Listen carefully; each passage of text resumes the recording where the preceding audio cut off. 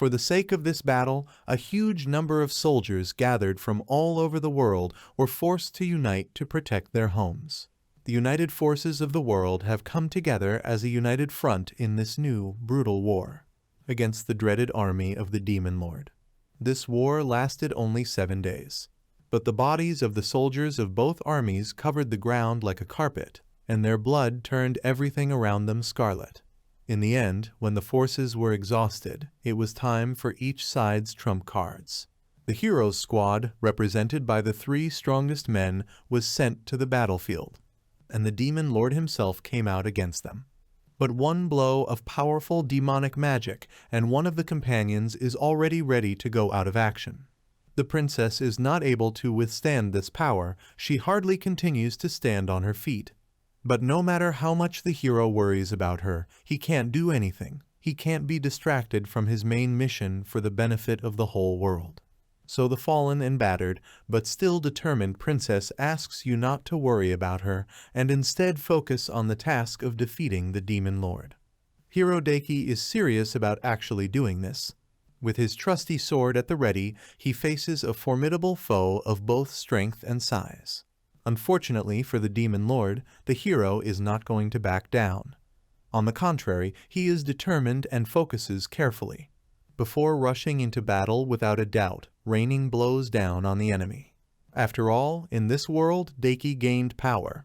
With the support of the princess, with the help of battles with opponents much stronger than him, for example, such as a huge dragon. Therefore, with a shout, the hero rushes to the attack, once again raising the sword. But the enemy was already waiting for his move. And now, stretching out his hand in the direction of the person, he forms a magic circle. Deki didn't expect this, but he has time to react. The ground behind the princess explodes with the demon's magic, and the girl helplessly screams and calls for the hero. But the battle isn't over yet. Despite the incident, Deki was barely injured, so he keeps attacking with all his might. Now it's time for the Demon Lord to be surprised. After all, swinging the blade wide in a jump, Deki ruthlessly makes his move, and the enemy is defeated. The demon can't believe it. To believe that he had fallen by the sword of some human creature. But his body is already cut into jagged pieces. The outcome of the battle is clear. A Demon Lord dies after being slain by a hero. Deki's companions look on enthusiastically at what is happening in front of their eyes. Finally, Deki made it through. Soldiers of the United Army raise their weapons to celebrate the winner. The Demon Lord is defeated. The hero who defeated him brightens up and thinks that he can finally return home to the world he longs for. But his thoughts about it are abruptly interrupted by clear memories. In his home world, Deki was a schoolboy who was bullied.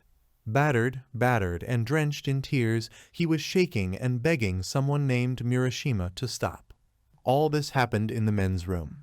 Kneeling on the floor, Deki begged to be released, still crying. Whoever set this up tells him to stop apologizing. With a grin, a bully who looks too old for a schoolboy asks if Deki did anything to them. He is surprised, but says no. Murashima's hang-on stands behind him, grinning too. Then the main bully confidently confirms that it is true Deki did nothing, so he has nothing to apologize for. Then the young man replies that this is why he asks Murashima to stop. But he can't do it. After all, just looking at the dike makes him lose all his good mood. Murashima says the guy in front of him is worse than any trash. The young man is speechless because of such revelations. The hang-on enthusiastically calls Murashima actually inhumane. And for a bully, this is the best praise. Confirming someone else's words, he grabs a nearby plunger. And with a nasty face, he directs him at the dikes, intending to use them to clean his face so that the guy can at least look like shit. But Deki's had enough. Still sobbing, he gets to his feet and runs away. Murashima is surprised by this.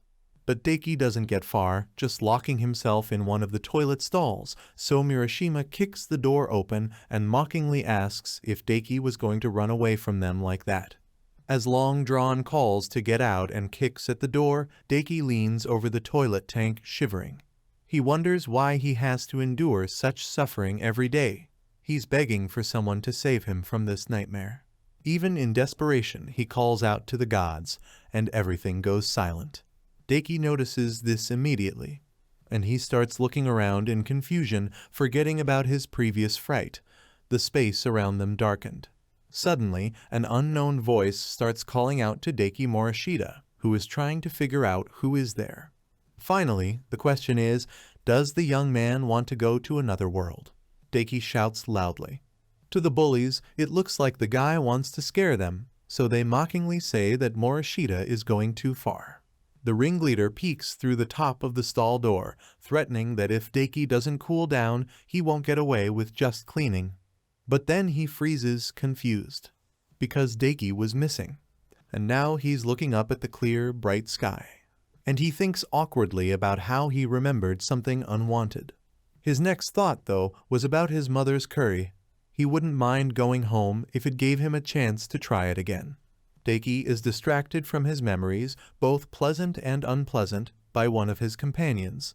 She calls the hero to rise up and respond to the army's jubilation.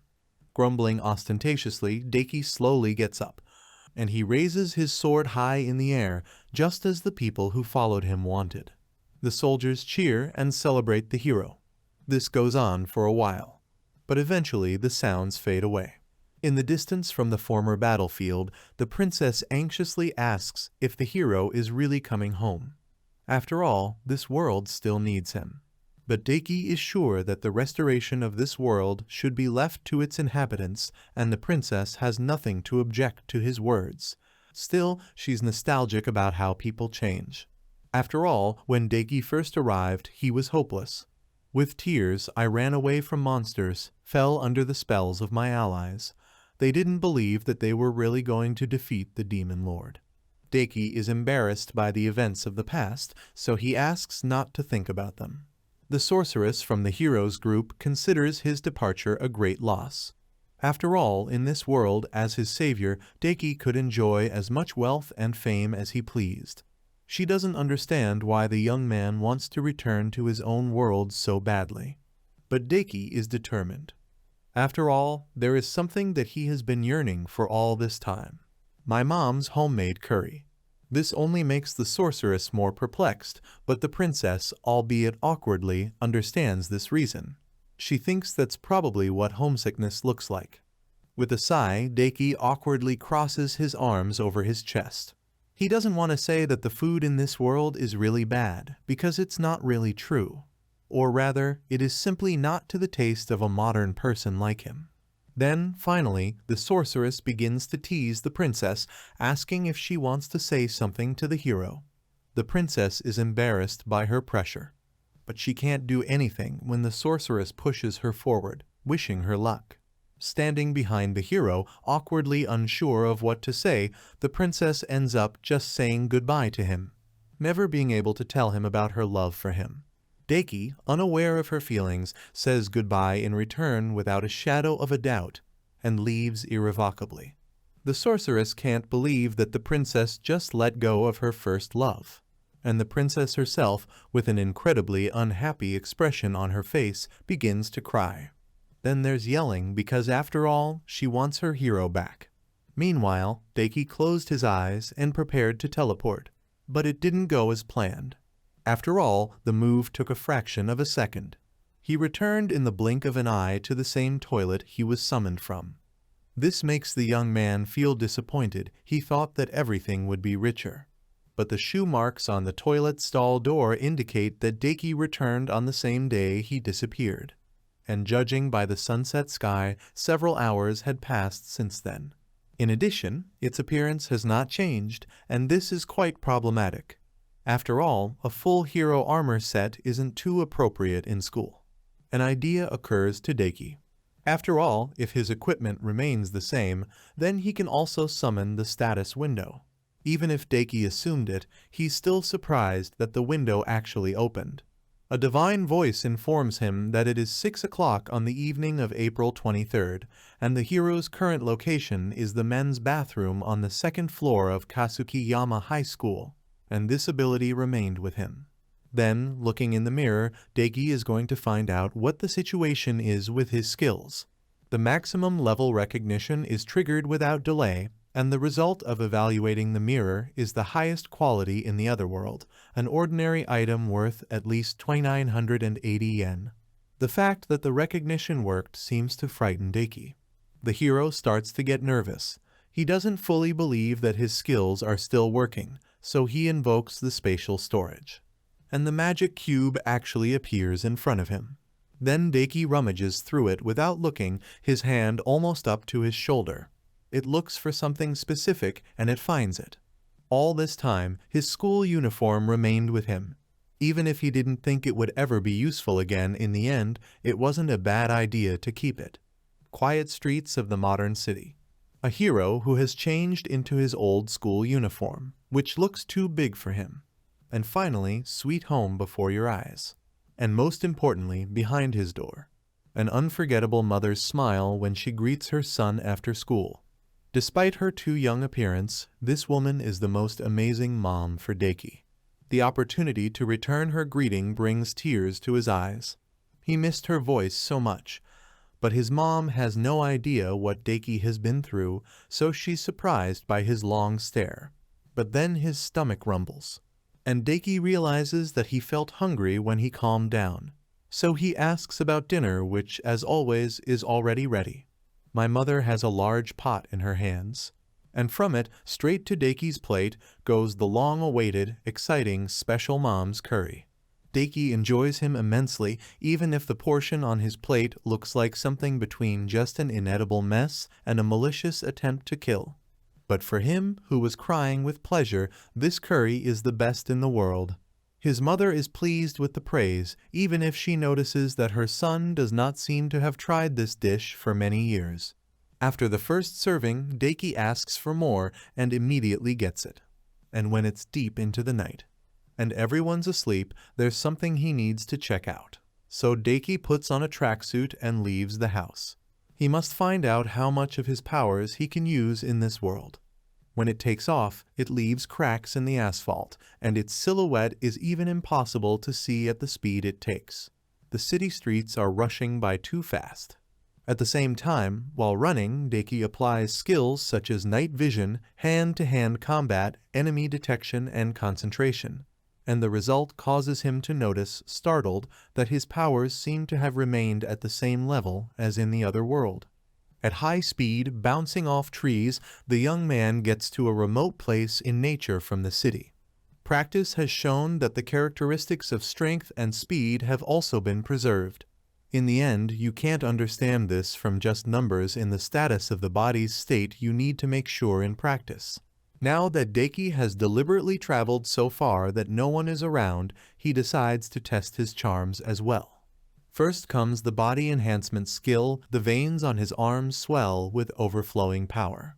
With a single blow from his fist, something that was probably a rock before shatters into small fragments, and even the ground at the place where the supporting leg is placed is caved in, leaving a small crater.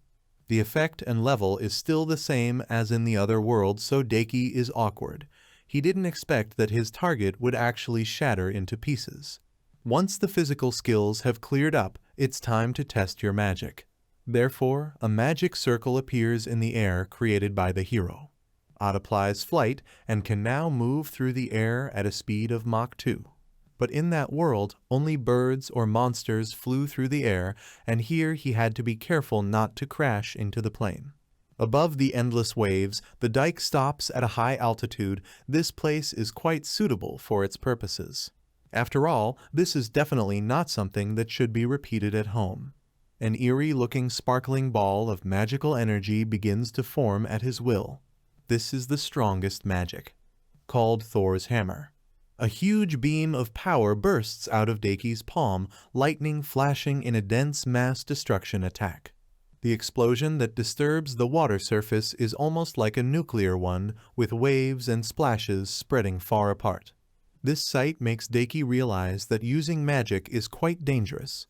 It definitely can't be used in everyday life. Because if he didn't hide his power, then Deki might end up turning into a demon lord himself. Thick, dark smoke rises from the place where the magic struck, even though the young man was aiming at the water. And in the morning, there's breaking news on TV. that there was a small earthquake in the Pacific Ocean at dawn, and the government said that there is a possibility that some small country is testing small nuclear or other weapons. The news makes Daiki spit out his drink while his mom just listens to the host in fright. As a result, she has to wipe the table for her son, and he nervously thinks that in the end he will still be discovered because here humanity has things like radars. On the way to school, Daiki continues to think. In another world, magic is a natural phenomenon, but this is different, and if he ever accidentally soars into the sky, it won't be funny at all. He is literally yanked out of his thoughts by grabbing the collar of his school uniform. The same old bullies catch him again, and the main one among them is clearly unhappy that their victim used some trick to escape yesterday.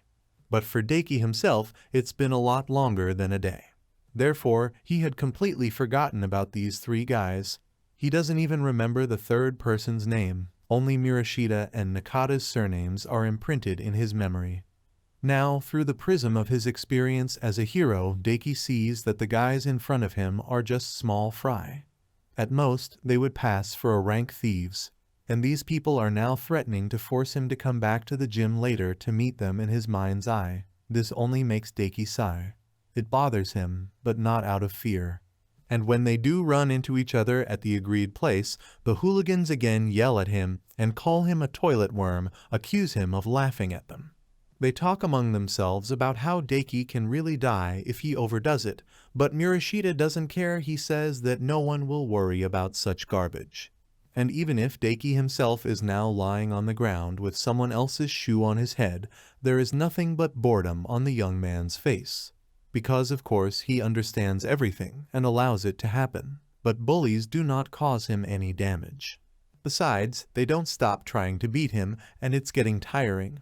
Even the school uniform gets dirty. It can infuriate my mother. At the same time, the three continue to kick him and exchange dirty phrases, praising each other and forcing Daiki to kneel and beg for mercy. But this is starting to seriously infuriate him. So the young man decides to finish with all this circus as soon as possible. So, just like in the old days before becoming a hero, Daiki really gets down on his knees and asks for forgiveness. He even says that he will give all the money, so he begs you to stop hitting him. This makes the trio of hooligans laugh. They agree to stop this time, as long as Daiki remains their toy forever. But it will end very differently this time, because the young man had hidden the switched-on phone beforehand, to show a recording of someone else's indecent behavior to the school's management. Therefore, in the end, they all end up in the office of the Deputy Director for Academic Affairs. And now that the recording is listened to, the school cannot ignore such strong evidence. Murashita's parents were called to school, so he came with his father. He is angry that his child has caused him so much trouble, and makes a pathetic parody of his son apologize to Daiki. At the same time, one of the remaining hooligans is standing slightly behind and is silent, but his cheek is swollen due to someone's punch. As a result, Murashita loudly says that he is terribly sorry, and Daiki notices with absolute indifference, with a small amount of mockery in his eyes, that his bully seems to be really sorry. The Deputy Director of Academic Affairs admits that initially he thought about reporting to the authorities and expelling Murashita, because that would have been the best solution. But the victim, who is sitting here right now drinking tea contentedly, very much asked for a reduced sentence. Such words make the father of the bully come only more nervous and apologize on his own for his terrible son and hold him by the collar and convince him to bow. A nervous school administration official asks Daiki if this is enough, and Daiki, still playing his old role, agrees since everyone is so sorry. Then he picks up his phone. He finally realizes that even without magic, there are plenty of things that can be used in this world. And he's annoyed that he didn't think of it sooner. In Daiki's opinion, it doesn't matter what kind of assholes these guys are or how much Murashita is angry and grinning right now. Since it's been made public, they won't do it again. In fact, Daiki felt a bit like being reborn because of one thing. He hates being bullied as a weakling. But that's what he thought before he was bound. Because I was a complete idiot. After all, the hooligans not only did not stop, they kidnapped him, tied him up, and took him somewhere in a car, threatening him with weapons, even if it's only a bit so far. Murashita says Daiki crossed a line he shouldn't have, but you can tell he's nervous, while their victim absolutely does not care. He is dragged out of a car somewhere in the woods, his mouth and hands tied, and the kidnappers look really angry. Murashita even pulls out a tiny knife in an attempt to terrify Daiki. He says that if someone is stabbed with a knife, that person will feel more heat than pain. The third of the hooligans, who was not called to the office for a conversation, laughs behind, goading the leader. But Daiki isn't impressed. He was badly injured by a much larger sword, so a vegetable knife like the one he was being threatened with right now wouldn't leave a scratch on him. But for allowing yourself to smile, dykes are beaten with a bat right on the head. And even he gets hurt from this, and if he were an ordinary person, he would be on the verge of death from such treatment. Besides, it looks like a real crime. First abduction, then forcible detention. What is happening smacks of no longer the usual exclusion from school. In addition, the bullies continue to threaten that they will tear him to pieces so that he no longer dares to underestimate them. They were really angered by how a person they thought was a toilet worm dared to deceive them. Daiki is annoyed with himself for being so trusting and realizes that he shouldn't hold back anymore. Murashita's hands are clenched on the bat, and with his face contorted with fright, he swings with all his might, shouting to the victim to go to hell. An insane sound reverberates through the forest around us. For a moment, the leader of the hooligans thinks in ecstasy that he really did it. But then he notices his broken, unnaturally curved wrist, and starts screaming nervously. From such a sight, the third bully gets scared. He tries to call out to the leader, but the bat bounces off, also deformed, and lands on his head, and safely knocks out. Murashita is horrified by what the metal bat looks like after he hits it. He doesn't understand what's going on. And Daiki is already free and talking to himself. Even in the other world, he was called naive, because when one of the 4 heavenly demon kings begged for his life, he unconsciously let down his guard out of pity and got stabbed in the back. He thought he had learned that lesson, but small fry like the homeworld bullies showed that he hadn't. Horrified, Murashita realizes that what is happening is due to the fact that yesterday their usually useless victim disappeared in the toilet. And no matter how much he thinks about it, such an event is too strange. Besides, no matter how hard they beat up Daiki, he didn't react as usual. He also tricked them in the end, and Murashita would have sworn that their victim wasn't capable of that. Stuttering, the bully asks, "Where the hell did Dyke go?" He hears the question and seems to decide to answer honestly. Because with a menacing smile, he stops hiding his muscles, causing his form to crack, and admits that he was in another world. And when the last of the remaining hooligans on their feet swings a broken bat and tells them to wake up the fuck up. Right in the middle of the sentence, he is cut off by a short but powerful blow. Daiki automatically apologizes, slightly worried that he's overdone it. Seeing all this, Murashita takes a few steps away in fright. And Daiki doesn't even like to see him like this. After all, he kind of missed these guys. For a brief moment, Murashita thinks he's safe and starts laughing. But Daiki grabs him, yanking him out of his seat. It takes aim. He hurls it high into the air, listening to the helpless scream. And after takeoff, there is always a landing. Daiki watches indifferently as Murashita, who has climbed quite high, flies, because guys like these hooligans were waiting for him in this world. After he returned, Daiki's mood turned sour. But even though he doesn't want to admit it, once he's been called a hero, it doesn't matter what a complete jerk his opponent is. Murashita's flight reaches its peak, and finally it starts to fall. But right in the air, it is intercepted, helping to land safely, because now, after everything, there's no way Daiki can kill his classmates. For this, he would probably be called naive again. The former hero recalls his fellow sorceress. But he still asks if Murashita is okay, only then noticing his condition. All of the bully's bones are broken. That didn't seem to be the plan. Fortunately, Daiki can use healing magic. Even if it's only mid-level, it should be enough to deal with such damage. After a while, Murashita comes to her senses, just like other bullies. At first, they don't understand what they are doing in the forest and why their bodies are hurting. But then the boss remembers that they kidnapped Daiki and were going to pay him back for underestimating them. And after that, the wave of horror overwhelms them with new force. Daiki himself, sitting on a tree branch above them, watches as the panicked bullies decide to stop bullying him, saying that it's not so interesting. The former hero used memory management magic on them. Even though the three of them had forgotten everything that had happened to them, Daiki had left them with an overwhelming fear of him. So now he had dealt with both the demon lord who was destroying the world and those little hooligans. It's as if all his problems are now solved, and Daiki enthusiastically thinks that he has finally returned to a peaceful existence. He bounces ecstatically on his way to school, thinking that he's had enough of this terrible life and is about to reclaim his youth in this beautiful, ordinary world. But trouble creeps up from behind, in the face of a strange girl, who is holding something that looks like a magic staff and sees Daiki's aura. This makes her worry and wonder who he is. Chapter 2.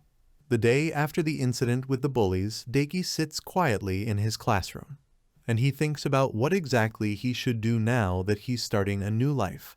As a hero, he did nothing but fight, passing all the tedious work to his comrades. But now Daiki is going to live in the modern world without ever touching anything useful. So what can he do with his exorbitant physical abilities and a certain amount of magic? The shocking realization comes quickly. After all, such a set of skills means that he can do anything. Daiki even recalls his dream of becoming a baseball player, which he reluctantly had to give up as a child. He pulls out his phone, wondering out of interest what his income would be if he became a major league player. The figure is staggering, so he mentally decides that he will now aim for Koshien Stadium. Daiki is so wrapped up in his new dreams that he misses the arrival of a transferred student who is about to introduce herself to the class. Very energetically, the girl calls her name Lela Sakaguchi. This is the girl who noticed Daiki's aura this morning. It has a specific view because the first thing it says after the name is to refer to its new class. She says that, first of all, the only thing they have in common with her is school and age, and tells the students to get it into their heads. Moreover, the girl demands to be treated like a princess from now on. And while the class is shocked silent, Lela turns up her nose proudly, pleased with herself. Even the teacher representing her feels uncomfortable. He says that the girl was born in Finland, grew up in Spain, and graduated from an American high school as an external student at the age of 10. She also has a mix of Finnish, French, and Russian blood. Daiki understands that their new girl is an incredibly powerful character. Lela then boastfully adds that she is fluent in Japanese, so people shouldn't hesitate to address her directly, but pointedly threatens not to waste her time on useless conversations. Then he points his finger directly at the dikes, which frightens him terribly. The girl resolutely moves closer to him. He looks at me threateningly, ignoring my questions. Meanwhile, Daiki thinks that he can't possibly have received an unexpected confession from a beautiful blonde immediately after returning from the other world. Does this mean that he grew up not only as a hero, but also as a guy? But his dreams are quickly shattered when Lela turns away without interest, wondering aloud what she must have thought. It was as if she could sense a mysterious aura emanating from Daiki, but it turns out that he is just a dull character. You can even say one of the side effects. The girl is not at all confused by the fact that she is perfectly heard. The new girl no longer pays attention to the dikes and points at a random other student. He's sitting in the lowest window seat that Lela wants because she hates being surrounded by a crowd. She also threatens that if she is refused, she will be forced to use force and send the poor schoolboy flying to nowhere. Even Daiki is embarrassed by the way the new girl threatens like it's normal. And considering that her orders are being followed, Lela is a really strong character. Perhaps she is a fan of Japanese animation and is under the impression, then this behavior can be called quite normal. Even in the other world, there were many different types of strong characters. Daiki is surprised that there are such things in his home world as well. He allows himself to think a little about obscene things, but comes to the conclusion that Lela in any case does not arouse his interest, because her small breasts don't suit his tastes. But there is another girl in the class that Daiki is interested in. Not only does she have big breasts, but she is also the manager of the school's baseball club. Class Committee Chairman Touka Murayama. With his power, Daiki will aim for Kashian Stadium and hope that love can even blossom between them afterwards. He's sure it's a perfect plan. Later, he and Touka talk, and she's not too sure about his sudden decision to join the baseball club. The girl asks if Daiki was in it in elementary school, but all he notices is her breasts. Daiki even nods in time with her movement as she walks, prompting Touka to ask if everything is normal. She might have already notified the club members, but it would be problematic if Daiki didn't have enough experience. Touka looks worried, and he doesn't understand why Daiki would be so cocky. But still, they come to the field, and the young man is given the necessary equipment. Today, they would just test his skills. So Touka worriedly asks him not to think that he has to get in. He, of course, agrees. But his mind is already racing with dreams of being recognized as an amazing batter who, as a rookie, unexpectedly hits a home run from a top pincher. At this time, the player who is involved in the check is not happy. He doesn't want to waste the precious time of his training meeting the average rookie. So he decides to just scare him and throw the ball as hard as he can. For a Daiki, it's like throwing himself into the center at a speed of 120 kilometers per hour. In fact, it was as if time had stopped for him. But Daiki is going to make a more or less natural home run, when unexpectedly his level 10 sword art skill activates by itself, and in an instant. A monstrous blow hits the sword, and not just one. This causes dust to rise, and the player standing behind Daiki is at a loss, just like the current manager. And when the dust settles, everyone can see what happened to the ball. It's like he's blown up, and the others don't understand why. Only Daiki knows that because of his skill, the bat turned into a sharp holy sword. Touka assumes that the ball was defective, and such a brilliant conclusion makes Daiki delighted. He even makes a mental suggestion to the manager, because his goal is to enjoy the youth of an ordinary person from beginning to end, and standing out too much is definitely bad. After all, if he wasn't careful, he might be chased like a monster. Speaking of which, it would be a big problem if his skills triggered on their own. Even if everything ended well now, it can be a big problem for everyday life. While Daiki is busy thinking hard, Touka says goodbye to him and tells him that they will see each other later. On the way home, Daiki is still thinking. It looks like Kashian Stadium will have to be postponed for now, even if it's bad for his romantic plans with the class chairman. Something right ahead distracts you from your thoughts. Lela Sakaguchi is standing in the middle of the road, arguing with someone. Once again, the skill activates on its own, scaring Daiki, now its long-range vision. The focus is set on the large breasts of the girl Lela is arguing with, and then Daiki recognizes her. This is Abeno Kaguya, a highly moral girl from their school, a Shinto expert.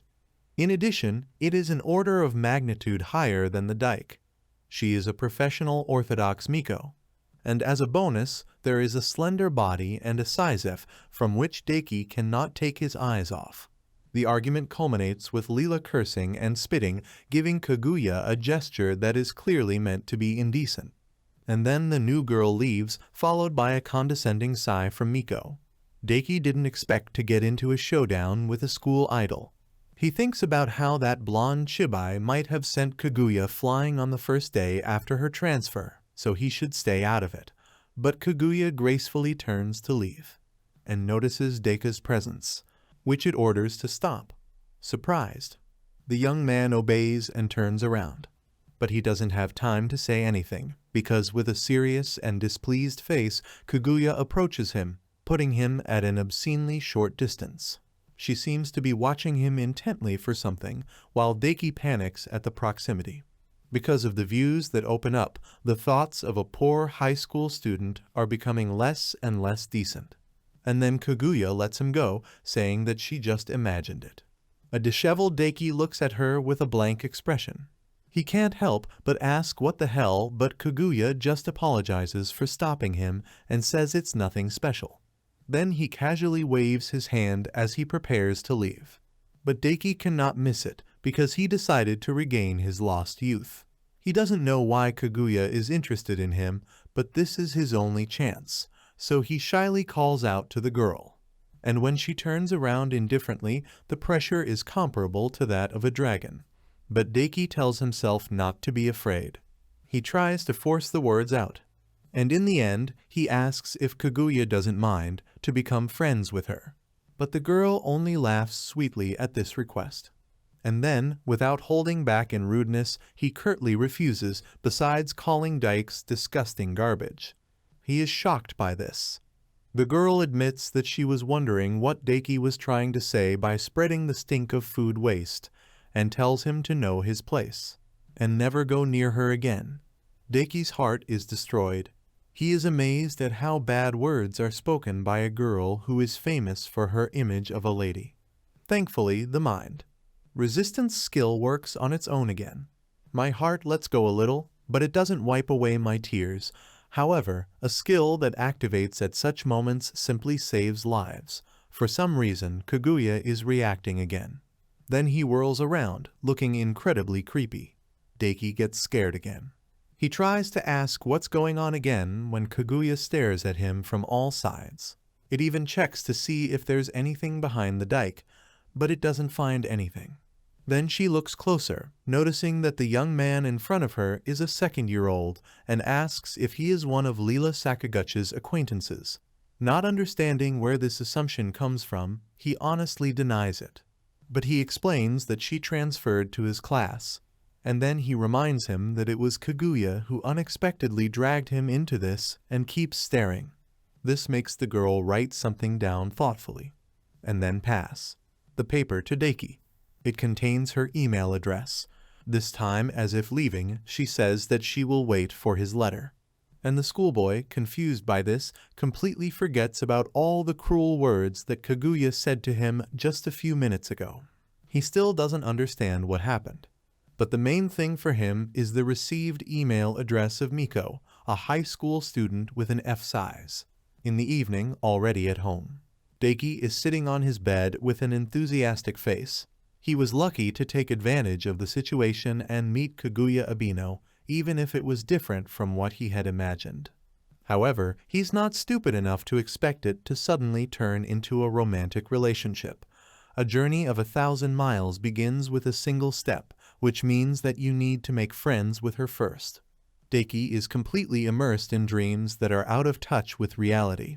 He thinks that since Kaguya gave him her email address, she got a good enough first impression of him to become friends, and even if there's no hope with Kaguya herself, he thinks he can get her to introduce him to the other Mikos. The thought of a group date with big-chested Miko Deki lights up with determination. After all, if he could complete this task, it wouldn't be an exaggeration to say that he had conquered his youth. With this in mind, the address presented to him is far from an ordinary exchange of letters. It's a life-changing magic circle. Now, nervous, Deki is going to write his part very carefully. He needs to make sure that Kaguya doesn't feel uncomfortable. So he starts with a light greeting. Deki writes that he is pleased to meet you, introduces himself and explains that he is the guy who received the girl's mail today, and finally expresses the hope that they will get along. With all confidence, it sends a message. And then he hears the notification sound, not understanding who can write to him at this hour. It turns out that this was an instant response from Kaguya, even though it wasn't even 5 seconds after sending his message. Deki naively wonders what her first message will be like when once again one of his skills activates on its own. And this is the Death Curse Resistance skill. What makes Deki surprised and scared is that there is no reason for such a frightening skill to activate. He assumes that something is wrong with the divine voice since his return to his home world. But that's not what matters right now, it's the message from Kaguya. It's dry and absolutely businesslike, making the dikes harden. Getting straight to the point, she asks if any of his relatives are connected to the Imperial Guard, the Imperial Agency, or the Diviners. The young man doesn't understand the meaning of this question at all. But then he comes up with an idea. Kaguya herself must be the daughter of a prestigious family, and so it should check the origin even when communicating. Daiki suggests that being a lady is very difficult. So he openly writes that his father works for a credit union and his mother is a housewife, so he has no connections with the departments listed to her. Then he adds a question about what kind of music Kaguya likes, thinking that he is safe now, and even continued the conversation by casually asking about her hobbies. Daiki sends his message thinking that someone more experienced might have done a better job, but unfortunately, that's all he can do. The response is again instantaneous. This is already starting to raise questions, because this time is definitely not enough even to read the message. In addition, the skill is activated again, and this is once again resisting the death curse. Daiki shouts at the divine voice, telling him not to frighten him and to be quiet, since he's fine. He decides to ignore it for now and read the message, but it's weird again. Kaguya bluntly says that he's not going to answer any questions, but she overwhelms him with her own. Now she wonders if Daiki is a descendant of great historical figures like Terra no Masakado, Oda Nobunaga, or Amakusa Shiro. This is starting to infuriate me. Not only does Daiki not know the first one listed, but the fact that the girl is not going to answer his questions makes all their correspondence useless. After all, he said he wanted to be friends, genuinely wanted to get close to Kaguya, and she refused to share even information about her interests. So he sends a message that he doesn't like such thorough inquiries and that he has his own goals, thinking that he will get an answer again very quickly. And at the Abeno mansion this evening, silence is on the territory. Only Kaguya is kneeling in front of the burning candles. According to her cover story, Abeno Kaguya is just an ordinary high school girl. But she's actually an exorcist. The Abeno family has been working in the open and hiding in the shadows for generations, destroying Chimamoryu, the so-called evil spirits of mountains and rivers that live in the dark. Even among her relatives from the Abeno family, who were born with superpowers, being the 10th generation, Kaguya has outstanding power. And even if that's what she says, the truth won't change. Moreover, thanks to their superpowers, she can tell at a glance when someone else has them. And Kaguya can tell that the guy she met was definitely gifted with a strange aura. Always and everywhere, magic power is invoked through the eyes. So if someone has the same power as her, then Kaguya will know just by looking that person in the eye, just like she did with that guy. But there was no hint of magic power in either his eyes or his body. Therefore, he is an unknown hindrance. Maybe Kaguya should have gotten rid of him from the start by using the blade hidden under her skirt, but she's glad she didn't, because first you need to collect information. She needs to find out who this guy is and what his goal is. So Kaguya is sure that he will get caught if she sets up a decoy. When the phone rings due to an alert, the girl knows that the target is hooked, and activates its own technique. The skill of strengthening physical abilities, followed by the acceleration of reflexes. At the same time, she creates a shikigami that is transformed into electromagnetic waves in her phone. Sending a message is instant. Even if there was an incredibly low possibility that he was using the same shikigami as her, Kaguya would be able to respond to anything with his nervous system boost technique.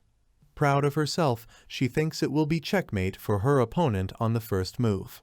Kaguya is already sure that she will discover all his plans. But the phone falls out of her hands due to an unexpected impulse.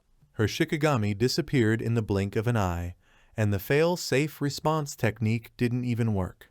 The girl is amazed that the shikigami of the Abeno family, who passed down to her by inheritance, were defeated so easily. She knows that she underestimated her opponent. I took him for a random superhero who looked like a newbie. Kaguya should have noticed something was wrong when she sensed the anomaly. After all, this man had destroyed her shikigami scout, so she had to treat him like a formidable superhero. And to think that all her intentions were already revealed. Kaguya isn't going to be careless anymore. Nervous, she knows that her next move will decide everything, and immediately responds to a new message that has arrived. But there is no attacking technique, just text. The girl does not understand what these words mean. She is sure that this is a trick to mislead her, and he's not going to let anyone fool him. So this time he's not sending a scout, but real combat shikigami. Two wasp-like creatures set off on their journey, and they are also instantly destroyed. A gust of wind blows out the candles in Kaguya's room. The girl herself falls screaming from the force of the impulse. She doesn't understand anything and is scared. She literally trembles at how quickly her opponent got rid of her combat shikigami like swatting away insects. Then Kaguya realizes that the person on the other side of the screen is a head taller than her. The difference in their strength is staggering. And then the last message arrives. The girl takes it for a counterattack, which is bad. Flustered, she tries to find a counter technique, hoping there's something left up her sleeve. But it sees the words of the message that the young man just wanted to make friends, sincerely wishes to get closer. In Kaguya's mind, his dissatisfaction with the checks looks ominous, and the words about their goals at all terrify her. Her hand trembles as she lowers the phone. Kaguya stubbornly considered the guy whose face she didn't even bother to remember to be weaker than herself and recklessly sent a shikigami against him. She understands that even at that moment she suffered an absolute defeat, and she falls to her knees because she was the one who was checkmated. Tears come to her eyes from fear. At this time in the house of Deki, it's still waiting for a response, and waiting. And he waits, but starts to worry. An hour later, when there's still no response, he realizes that Kaguya isn't responding at all, and he wonders if he's messed up something. Deki realizes that keeping an eye on her was a bad decision, and his dream of a group date with Miko fades into oblivion, while he's sobbing in his room, frustrated at the missed opportunity. And Kaguya sits in his room, devastated, realizing his own folly and weakness. The thought in their heads is exactly the same. The two of them don't understand what they were waiting for. Chapter 3. The next day.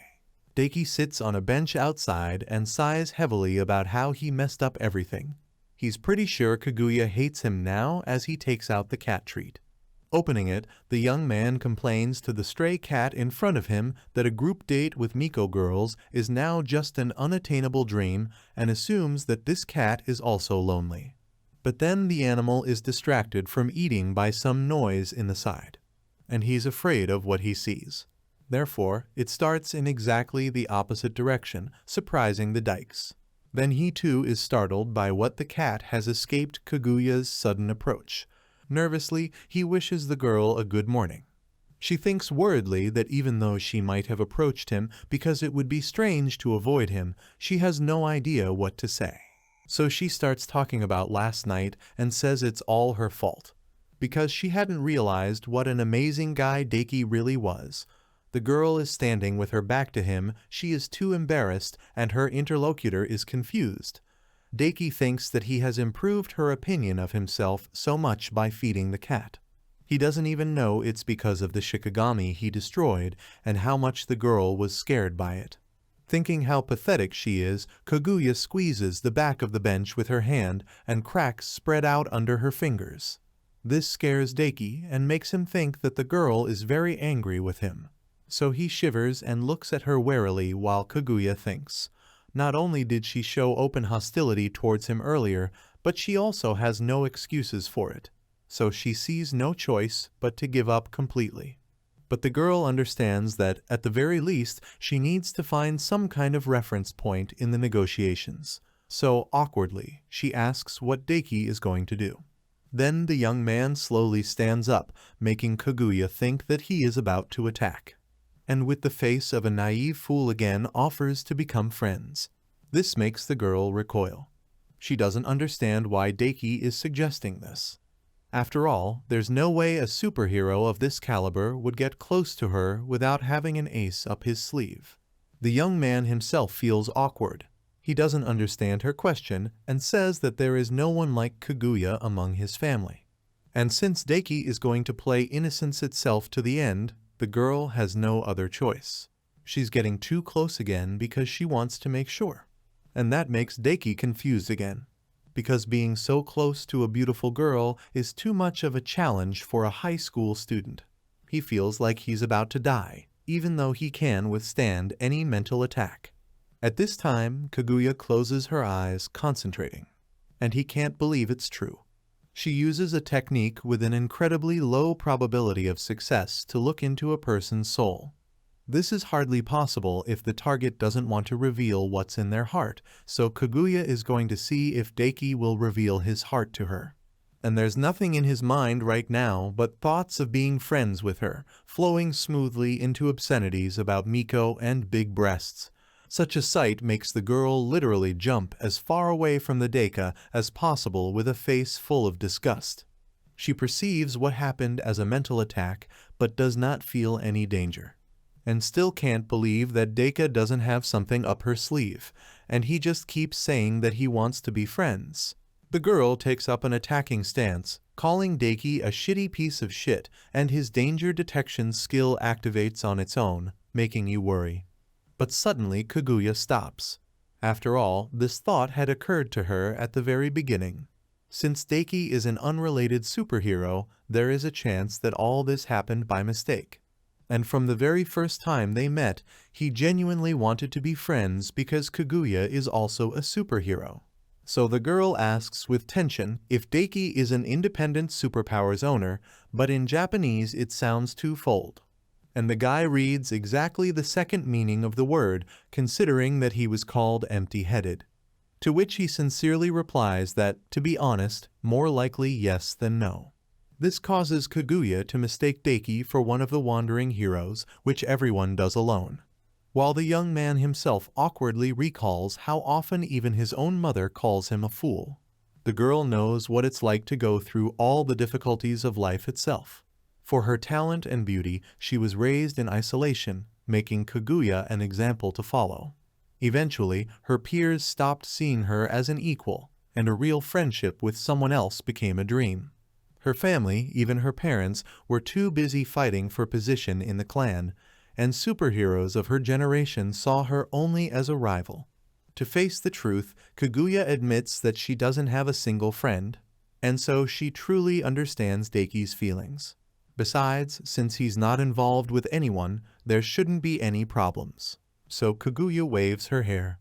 He tries to remember what Daiki's name is, using the word shit in his variations. The guy patiently corrects her, saying that he is Morishida. Then the girl declares that his application was considered and accepted. Daiki doesn't understand what this means, so Kaguya arrogantly explains that he will become his friend. This makes him thrilled, because then his dream of communicating with the girls from the temple will become possible. But the girl has a condition. Since they are friends, they should be equal. This means that they will communicate regardless of the difference in status. Kaguya asks if he agrees to such a condition. And Daiki, of course, agrees, because he doesn't know that he's the one with the higher status here because of his power. Kaguya, on the other hand, is well aware of this, as well as the fact that, in a good way, she should have insisted on asking him to teach her something. But the girl is sure that it is not suitable for her to beg someone. Meanwhile, Daiki thinks that Kaguya's character isn't as bad as he first thought. Now that everything is settled, the girl says they need to get to know each other better, and offers to arrange a trial period for today. If they're really good for each other, they should be pen pals first. And since they're friends, Kaguya is going to share one of his secrets. It hits the dikes. He thinks enthusiastically about what it might be. But Kaguya isn't going to reveal her past to him, because it might be risky. First, she wants to conduct a small investigation to find out if this person is really worthy of trust. It's better for the two of them. So out loud, Kaguya declares that from now on, he will write like a normal she. The rules for their trial period are simple. If Daiki spoils her mood, the game is over. But they work both ways. The trial period ends at midnight. Daiki seems really interested in this challenge game, so he agrees to the terms. Kaguya then leaves, offering to try to get along for the day and finally saying that it's nice to meet you. For the first time in a long time, she's in such a good mood. She even wonders how long it's been since she last felt like this. With her phone ready, she admits that even she wanted a friend during the school day. Deki stares at the phone screen in horror, not understanding what the hell is going on here. Because Kaguya had already left 252 unread messages this morning, along with 12 other notifications. Moreover, most of what she wrote was a single word in a message that didn't carry any information. And if Deki doesn't have time to answer something, the girl immediately calls him and accuses him of harassment. He's genuinely surprised that this is what Kaguya meant by her usual behavior. Deki even thinks that his heart might break, even if it's for the sake of his shared future with the Miko girls. But an unexpected activation of his mind shield brings him to his senses, reminding him that he is a hero and will not give up his dream for such a small thing. He is distracted from his thoughts by a shout accusing him of being completely useless. This is loudly expressed by Lela, who was served coffee with milk, adding a sweet bun with red bean paste. The classmate who did this apologizes. This is Maida, who Deki was friends with in junior high. Now the boy is used as a footrest, and he seems to like it. So Deki decides to pretend that he didn't see it, especially since that's not what he needs to worry about right now. He has more important things to do. In her classroom, Kaguya sits all alone, holding her phone in her hands. She mentally rushes Deki to answer and is glad when the message from him comes back. A simple chat makes her heart beat faster. She is absolutely happy to have a pen pal. But from the outside, it looks rather ominous.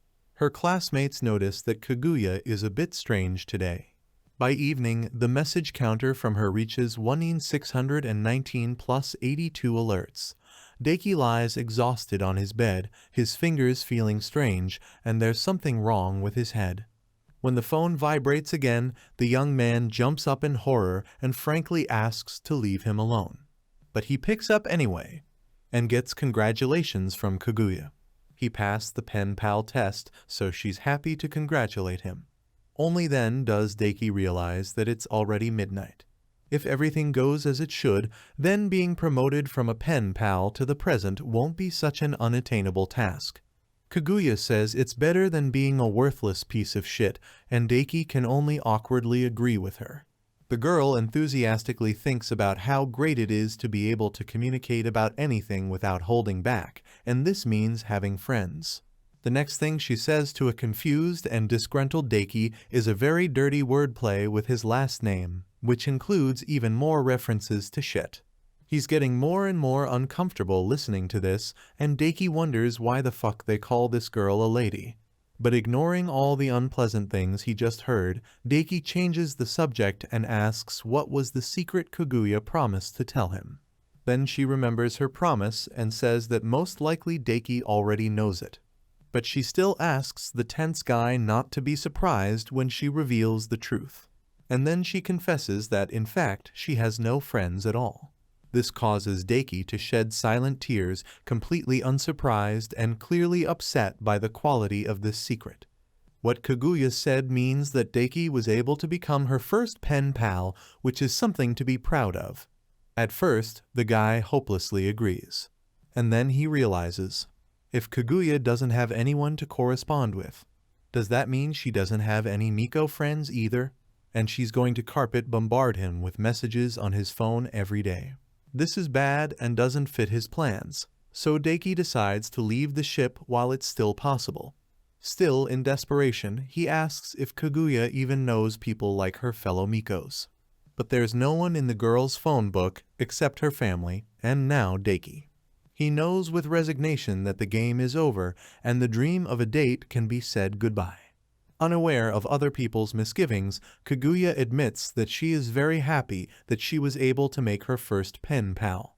And then he says that he can express gratitude. Deki agrees again and tries to ask his own question. He remembers that Kaguya mentioned that if he didn't want to continue, they might end up trying to be friends. So he tries to find out, not really sure what to say, What would happen if he wanted to stop being pen pals or something like that? He wonders if everything would be fine in that case. Kaguya replies that it won't work out that way now, because they've already become friends and friendship doesn't have a cooling off period. Still, Daiki tries to insist.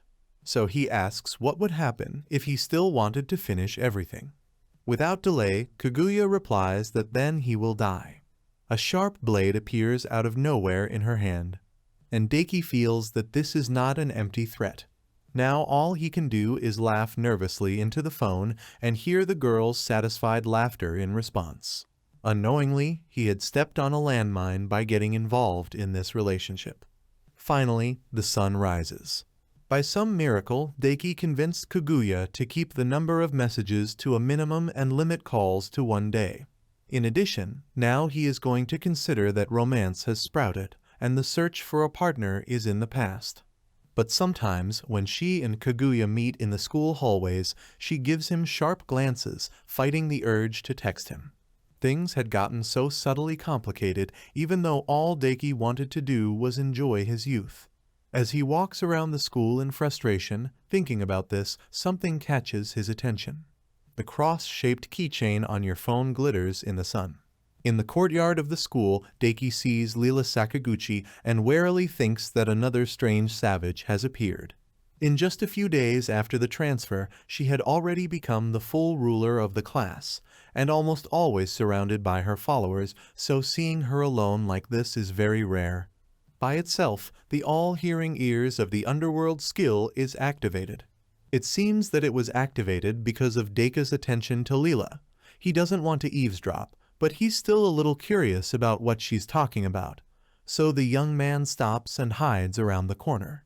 Lela reports to someone at the other end of the screen that the infiltration was successful and asks doubtfully if these are really Vatican orders.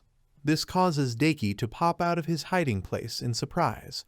Moreover, Lela continues talking about the reluctance of the local anti-demonic organization to cooperate. They are not enemies of the people Lela is acting for, but they are not friends either. Although the girl did not expect to be received with open arms. The guy doesn't understand what I'm talking about at all. Lela continues to talk seriously on the phone. And finally, she promises that her mission will be accomplished in the name of the Dominion, the Majestic Angels. The words hit Daika's ears like thunder. Then he understands what's going on. In fact, Lela is one of those who suffers from 8th grader syndrome.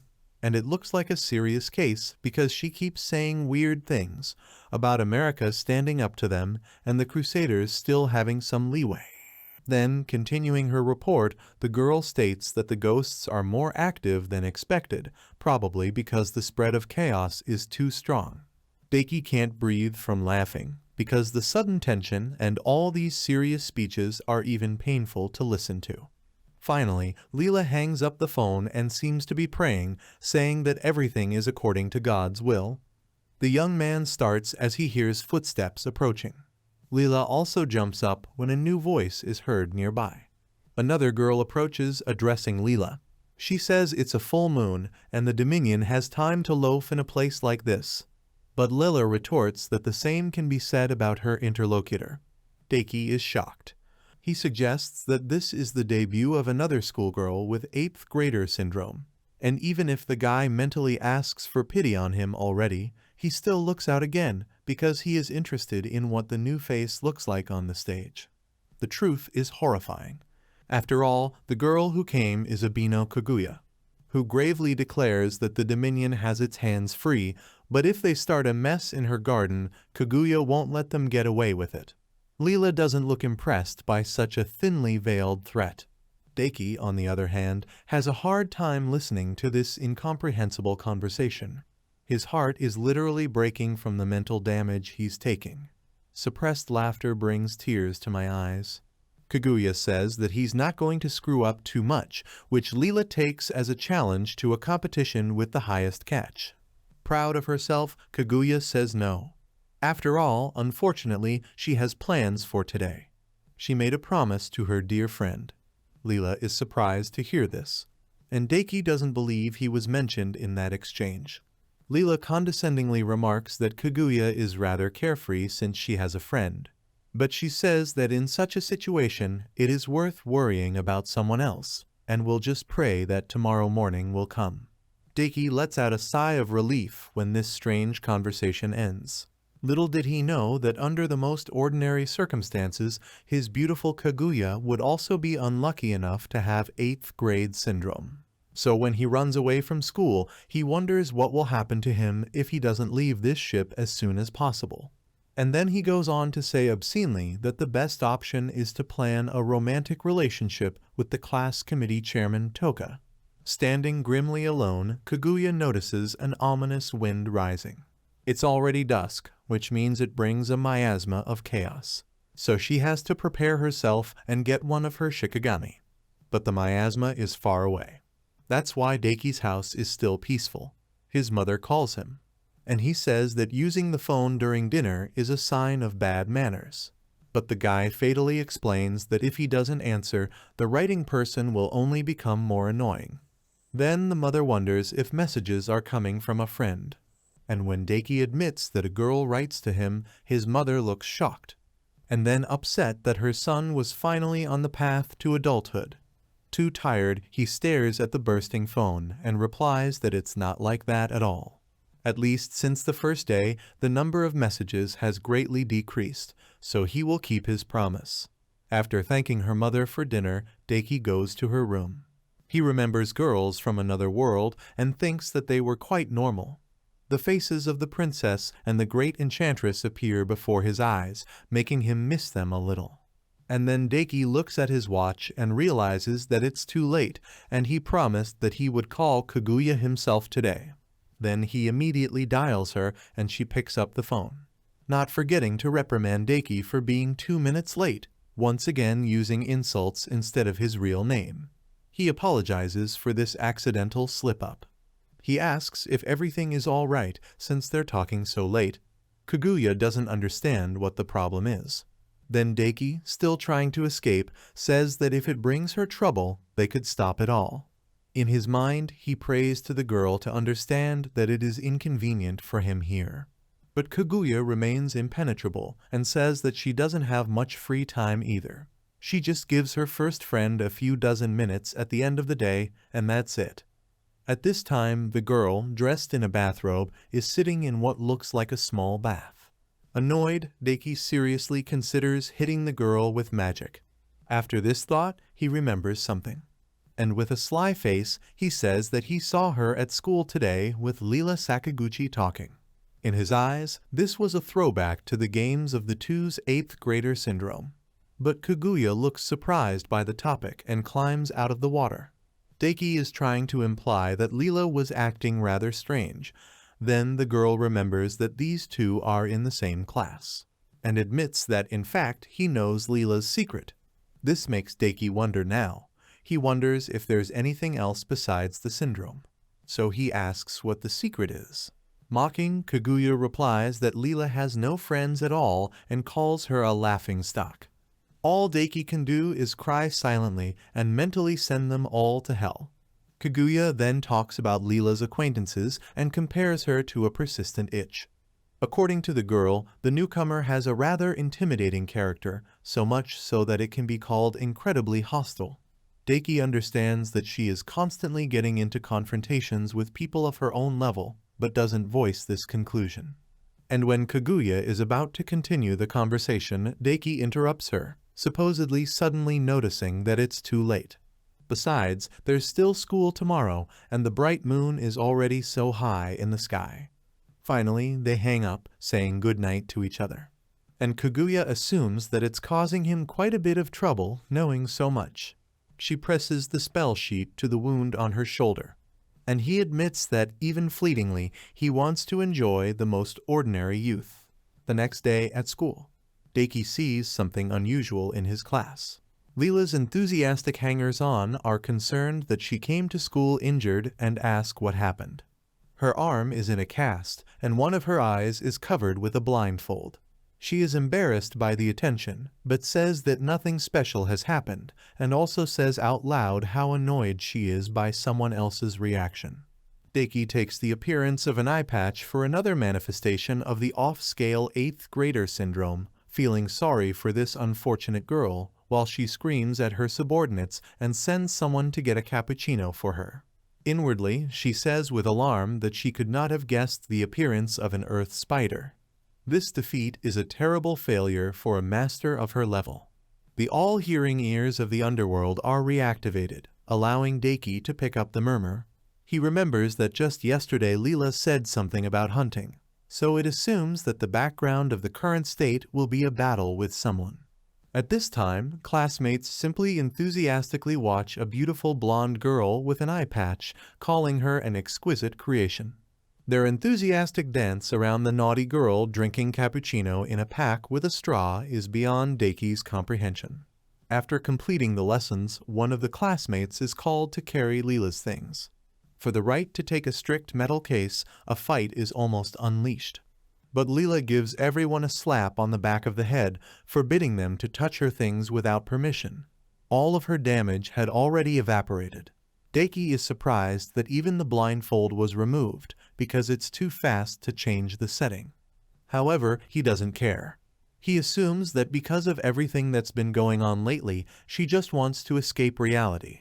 After all, Daiki himself perfectly understands this feeling. On the way home, Ott sighs that he would also like to heal, but now he is more concerned about the desire to feed the kitten to which he has become attached. A black fog comes through from the forest, and the city is quiet. Kaguya walks through the empty streets, worried about Lela Sakaguchi's serious injuries. The Dominion quickly heals any damage due to its divine protection or something similar. Therefore, the girl was completely cured in just one day. But the Earth Spider is a top-ranked ghost that even Kaguya needs to request help from the clan to defeat, and its appearance clearly shows how far the destruction has gone.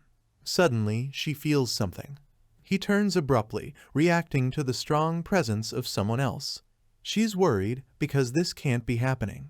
Then he looks out into the park. This is the same place where he and Daiki talked earlier, and Kaguya knows that strong superhumans attract ghosts. She clenches her fists in fright.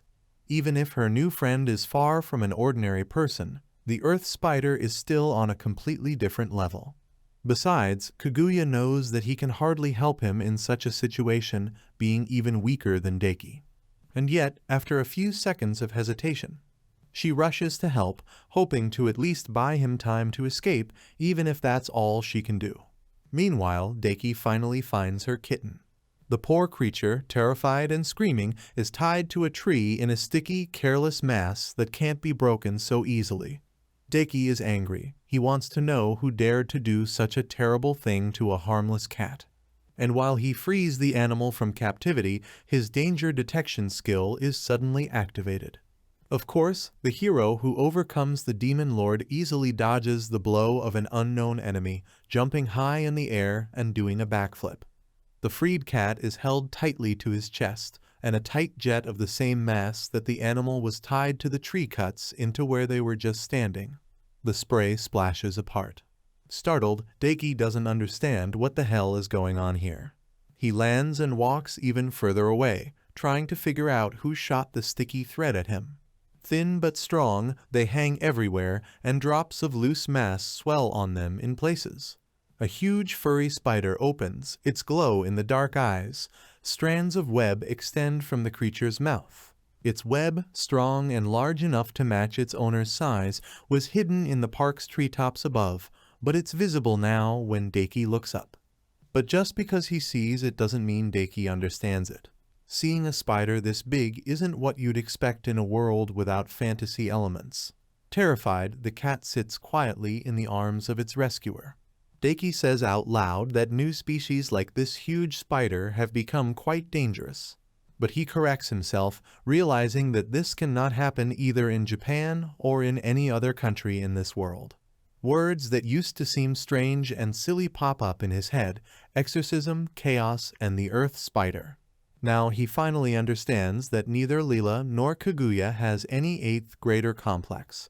They really had absolutely serious conversations, and it took Daiki personally seeing the monster they were discussing to know that. Now that he knows exactly what the girls meant, it makes him smile a little nervously. Chapter 4. Kaguya knows that the Earth Spider is a top-class ghost that neither her older sister nor her niece could defeat. Even Lela Sakaguchi, who had fought to the end, came out of this battle with terrible wounds. Despite her hopes to delay solving the problem for a while longer, the rapid spread of chaos leaves no choice. All this symbolizes the imminent revival of it. The great familiar, the Ninetales, an evil god that the Abeno family had kept sealed for generations, a colossal spiritual creature. Even though it sounds like the Kaguya clan is doing something good, the reality is different. They are more likely to plead with the evil deity, calm them down, and make them do nothing. And the victims are innocent lives. After all, they offer the nine-tailed Miko as a sacrifice. The clan isn't an exorcist sealing evil gods at all. The true form of the Abeno family is the tools they use to curry favor. And low-level ghosts, whose appearance accompanies the rebirth of an evil deity, are part of the exam and Miko's duty. More precisely, the destruction of these ghosts. A brutal exam for the role of the one who is most suitable for the role of the victim. The candidate for sacrifice is determined based on the number of spirits destroyed by him. And Kaguya, among all the candidates, is the closest to this terrible death. In terms of talent, she won't lose out to anyone. But she's terribly lacking in experience, and more problems than ghosts are caused by other candidates, supposed companions who stand in her way. After all, Kaguya doesn't know how to negotiate at all. In addition, Lela Sakaguchi appeared.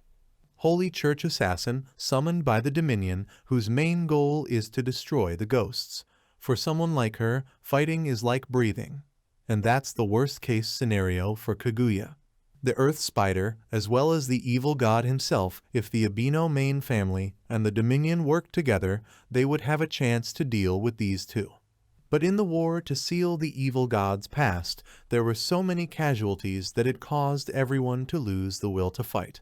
Between the risk of losing high-level exorcists or just one Miko, the choice is obvious. The main family will choose the second option.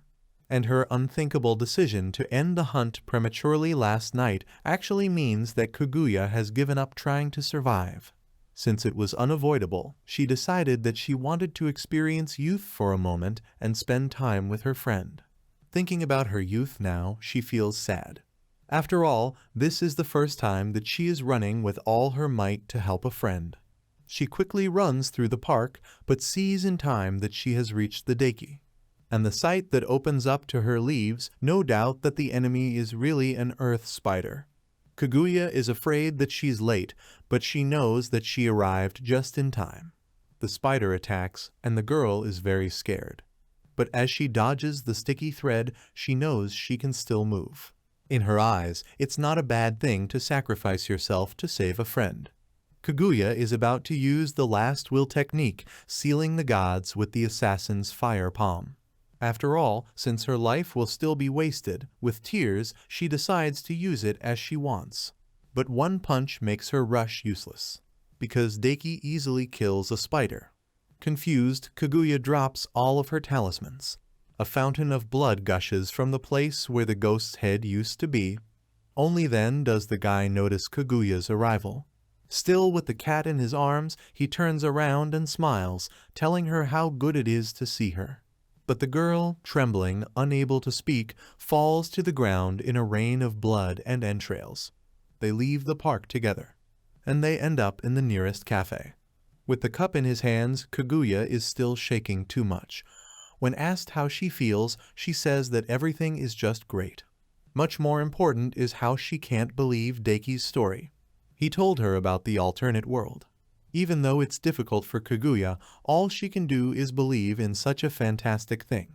She compares someone else's story with her own experience of fighting ghosts from an early age, and so the story of Deki no longer seems incredible. While she is being shown magic, Kaguya decides to treat it as an art that is different from their system of techniques. In any case, there is no other way to explain the origin of Deki's powers. So is its independence. and the guy himself mentally says goodbye to his ordinary youth because he did not think that such a thing was happening in this world. Briefly, Kaguya told Daiki about her family's duty to seal the evil gods and Miko's rivalry. She also cuts off the guy's overly rosy thoughts on this matter, even if he can't tell you about the sacrifices. He doesn't want Daiki to carry such a load. He thinks about it, because according to Kaguya, the spider was a very powerful monster. Confused by his one-punch defeat, the girl nevertheless confirms. Daiki is puzzled by this, because in the other world, the big spider is barely stronger than low-level beasts. This would be a daunting task only for novice adventurers. There seems to be a fundamental difference between the two worlds. So he asks for permission to check Kaguya's status, explaining that it's a skill and she can resist him just by thinking about it. Kaguya sees this as a technique to read the human mind. Then Daiki opens her status, and it only notices the first level. Even if Kaguya's stats are incredibly high for the first level, if she were an adventurer in another world, she would be considered a novice. In addition, her skills are also weak. Daiki suggests that the girl's characteristics were enhanced through hard work. His own level is the highest here, 78. Summing up the information, Daiki realizes that Kaguya is a loser in her family, and it pisses her off that she can't object. After all, she was still inexperienced, had killed the fewest ghosts, and was much weaker compared to Daiki. This shows how honest the girl is. Daiki then assumes that Lela is also quite strong, which causes Kaguya to react. She starts shouting insults at the new Dominion girl, calling her a liar and mean, and ugly at the same time. Daiki has to take it back to calm Kaguya down. They return to the fact that participation in the competition for a girl can end badly. And that makes Daiki think. In the other world, after killing a monster, its soul turns into experience and is absorbed by a human. In this way, people become stronger and level up. But when Daiki killed the spider, nothing changed. While burning the corpse, he thought it was an accident, but it seems that there is no concept of leveling up in this world. So, if the difference in her and Kaguya's strength is explained by the level, she just needs to increase it. The girl awkwardly asks why Daiki is staring at him like that, and he replies that he has an idea that needs to be checked. They go back to school when it gets dark. Kaguya looks around warily. They go up to the roof, and the fact that Daiki doesn't tell her the details of the plan makes her nervous. Even if she was told that it would help her level up instantly, she doesn't believe that such a thing exists. After all, they are not in the game. Then a strange idea occurs to her. She suspects Daiki of planning to do something obscene to her. And when he turns around, saying that this place should fit, Kaguya is already preparing to use the technique that never made it to the Earth Spider. This surprise frightens Daiki, but the technique is dispelled by his death curse dispelling skill. Then Kaguya figures there's nothing he can do. He starts to undress. This causes Daiki to cry out in confusion and stop her. Then Kaguya accuses the guy of making the wrong impression because he seems to have lusted after her before. Now Daiki doesn't understand whether the girl treats him well or badly. He silently applies the skills of optical concealment, and spatial tearing. Kaguya recognizes them as a technique more advanced than the secret art of disguise, although Daiki admits that he's not that good at it. It would just be bad if someone saw what they were doing. Now it calls the repository, and the cube's appearance surprises Kaguya again.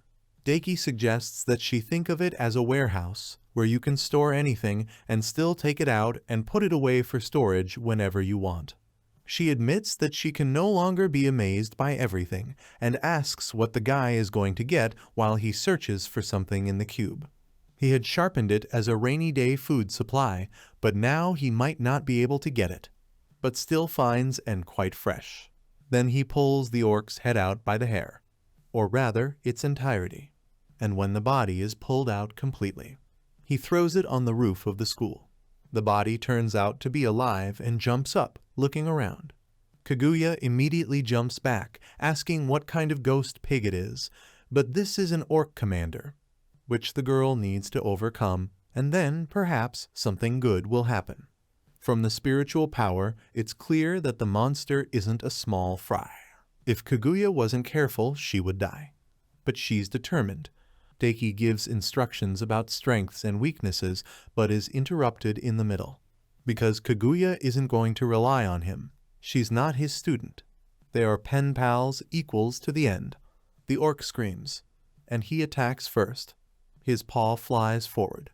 But Kaguya dodges and throws talismans. She sees that the opponent's movements are slowed down, and the monster fell for simple art.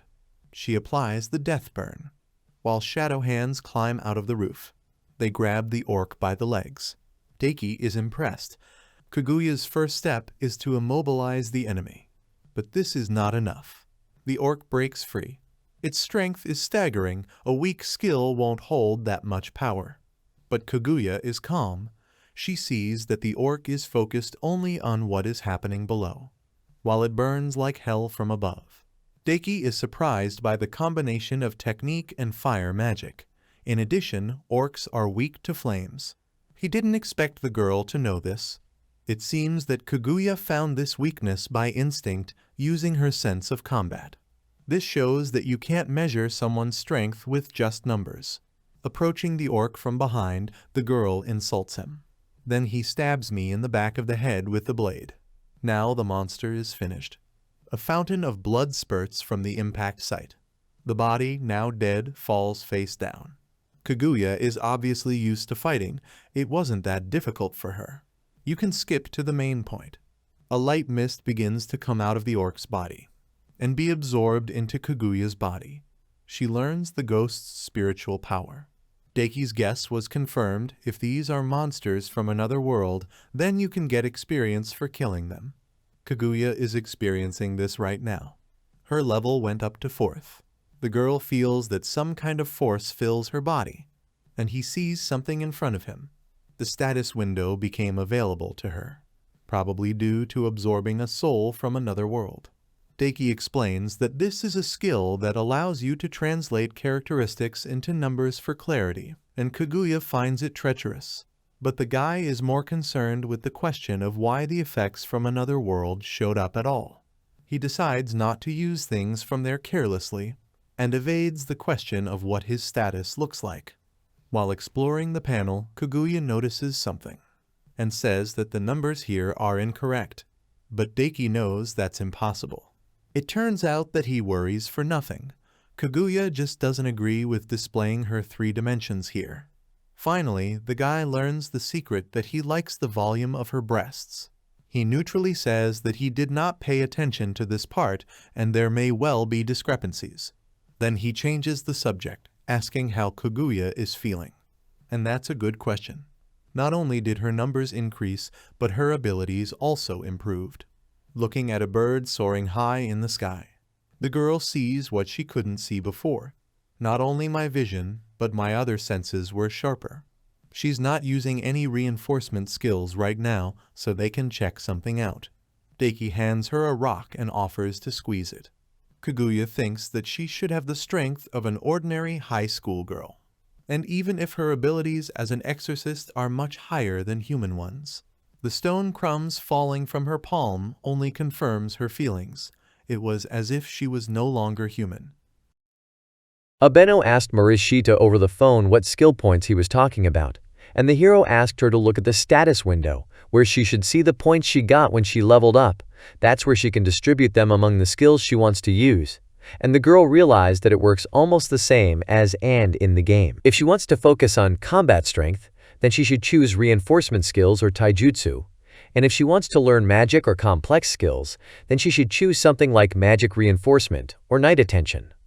And Abeno followed the instructions of the youth, noticing that there are even real skills here, talisman arts exchange, and she asked what skill she should learn. because in video games, she followed the strategy of maximum efficiency. Since skills are based on the distribution of points, if you learn everything in a row, then in the end she will not achieve mastery in anything and will lose, to which Morishita suggested that she plays games too much, and the girl replied that she is not gloating at all, but since she has no friends she will not be able to learn anything. She spends twice as much time playing games as the others, and unlike games, she can't choose everything again, so she doesn't want to make a mistake, and asks him what skills she should learn, to which Morishita said that it depends on the number of defeated monsters, and in this case, to search for prey, she will need the skill of detecting the enemy. Abeno activated the skill, and was a little stunned because she sensed something that she couldn't detect before. A change in the spiritual power in the area. After that, the girl thanked Morishita for her help and informed him that they would meet up later, and the young man was slightly taken aback by the fact that she hung up. Is this really her gratitude? Although he did not expect it from this girl. But he believed that even selfishness should have some limits. Morishita wasn't on the phone with Abeno for the first time in a long time, and it was the most peaceful night. But her stats had improved significantly, so there were practically no monsters in this world that could compare to Senpai in strength. And now she can do whatever she wants. And on the street, the young man met another one, an oddball named Lela Sakaguchi that Senpai had briefly told him about. But it seems that this girl is also a genius representative of the world of 8th grader syndrome. She is part of an organization called the Dominion that destroys demons and the enemies of God, sending assassins freely to all countries of the world. And without caring about the balance of power, they indiscriminately wreak havoc everywhere and disappear. So it seems that they have an incredibly bad reputation among exorcists, so Lela informed him that since he was a member of the exorcists organization, if he stares at her like that, it means that he wants to become her slave, and she can give him a slap in the face every day as a reward. Morishita had decided that it was the ultimate reward for his fellow practitioners to stare at Lela in reverence. And Senpai had mentioned something about it, but when ghosts upset the normal order of things, people with weak minds break down, and people who were originally evil get even angrier, and this morning the news had said that when ghosts upset the normal order of things, people with weak minds break down, and that a killer had escaped from the police station, and from that moment on, Morishita decided that he should try to avoid trouble. At this time, a suspicious person appeared near the school, and a police officer told him that if he was a parent, then he should go to the reception area. But instead of answering, the stranger pulled out a revolver, and the students in the class clearly heard a shot. A minute later, a man appeared in the school with a revolver in his hand, and no one could understand what was going on, and the students wanted to know who he was. But the bandit raised the revolver and fired into the air. He ordered everyone to calm down immediately and threatened those who resisted with immediate death. And Morishita thought with annoyance that he had not yet set the level of the danger sense skill on people. He realized that this was the escaped criminal who was mentioned in the news this morning, and now Morishita was involved in serious trouble, and while the bandit continued to threaten to kill the young people in the class, the hero looked at him appraising Ly and determined that the bandit's fighting abilities were no higher than those of a novice, but nevertheless he is armed with a gun and is very dangerous for ordinary students, so the best choice would be for him to deal with him immediately. But if possible, he would like to avoid unnecessary attention, and so he can simply direct a dangerous person to another dangerous person. He turned to Lela Sakaguchi and suggested that she intervene in the situation, because now is the time when she needs to lose her temper, but the girl replied that the Vatican strictly forbade agents to use weapons, and she is sure that the police will soon intervene, but for now you can just watch. And the bandit, meanwhile, he ordered all the girls in the class to line up in front of him. The raider had said, in an untied voice, that since the tower was shining on him anyway, this would be his final act, and he was going to have a good time with the schoolgirls. And Morishita had decided that the bandit was very predictable. The rapist laughed and remarked that there were a couple of great diamonds in this class, and besides, there was a junior here somehow. He was carefully choosing who to start with, and Morishita wondered if he should stop him right now. But if he casually angered the bandit, he might get even worse, more dangerous. It was difficult for the maniac to choose a girl, because they all looked equally good, and he ordered them to undress. And for each one who refused, he promised to kill one of the guys, because they were completely useless to him, and, hearing this threat, the chairman of the class committee, Murayama Touka, asked the bandit not to kill anyone, because she was ready to get undressed. After these words, the girl resolutely took off her outer clothes, surprising not only the rapist with her forms, but also her classmates. And the bandit seemed satisfied and told the other girls to undress too, because it would be pathetic and unfair if the rest of them did not concern themselves. The thug was surprised to ask Lela Sakaguchi why she didn't undress, and the girl replied that she didn't see the need to do this. And the rapist looked at her carefully, saying that he thought she really shouldn't undress, because she was still such a child that he didn't even want to touch her wood. Lela was offended by the bandit's words and took off her clothes, asking if he thought he could still say that he wouldn't want to touch her after seeing that slender and graceful body. The villain smiled and said that she was still a child, and there had to be a limit to how flat someone could be, and after that, he made a choice, stating that he would start with a big-chested girl with glasses instead. The rapist confirmed that he was choosing Murayama to start the fun, and told her to hurry up and get naked. The girl looked at the bandit and said that she did not want to fulfill his demands, and the rapist was extremely outraged by this refusal. The bandit called Murayama a harsh word and rushed at her, but Morishita's swift shadow darted in front of her. The young man leaned over the chairman and asked her to control herself. He apologized for not stopping the bastard earlier.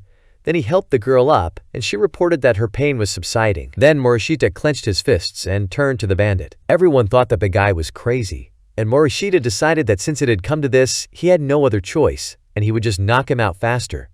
And the bandit asked him if he didn't see a gun in his hands. The young man replied that he did not notice such trifles, and the rapist asked to tell him his name, because he likes to remember the names of those he kills before going to bed, and this makes him very excited. The young man replied that his name was Morishita Daiki, and advised the bandit to remember this name well.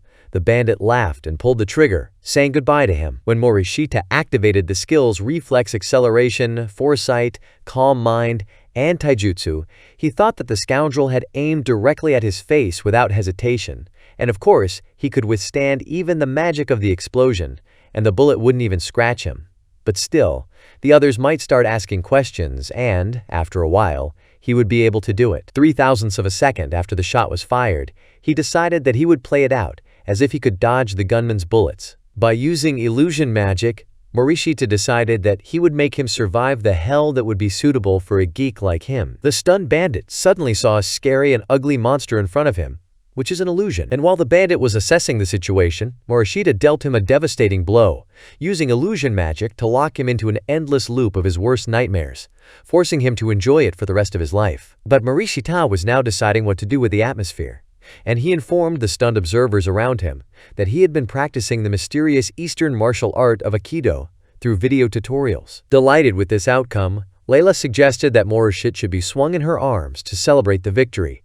And when his classmates supported the idea and threw him into the air, he thanked God that they were such idiots. The police soon arrived and apprehended the culprit, who was accidentally overpowered by a student with martial arts experience.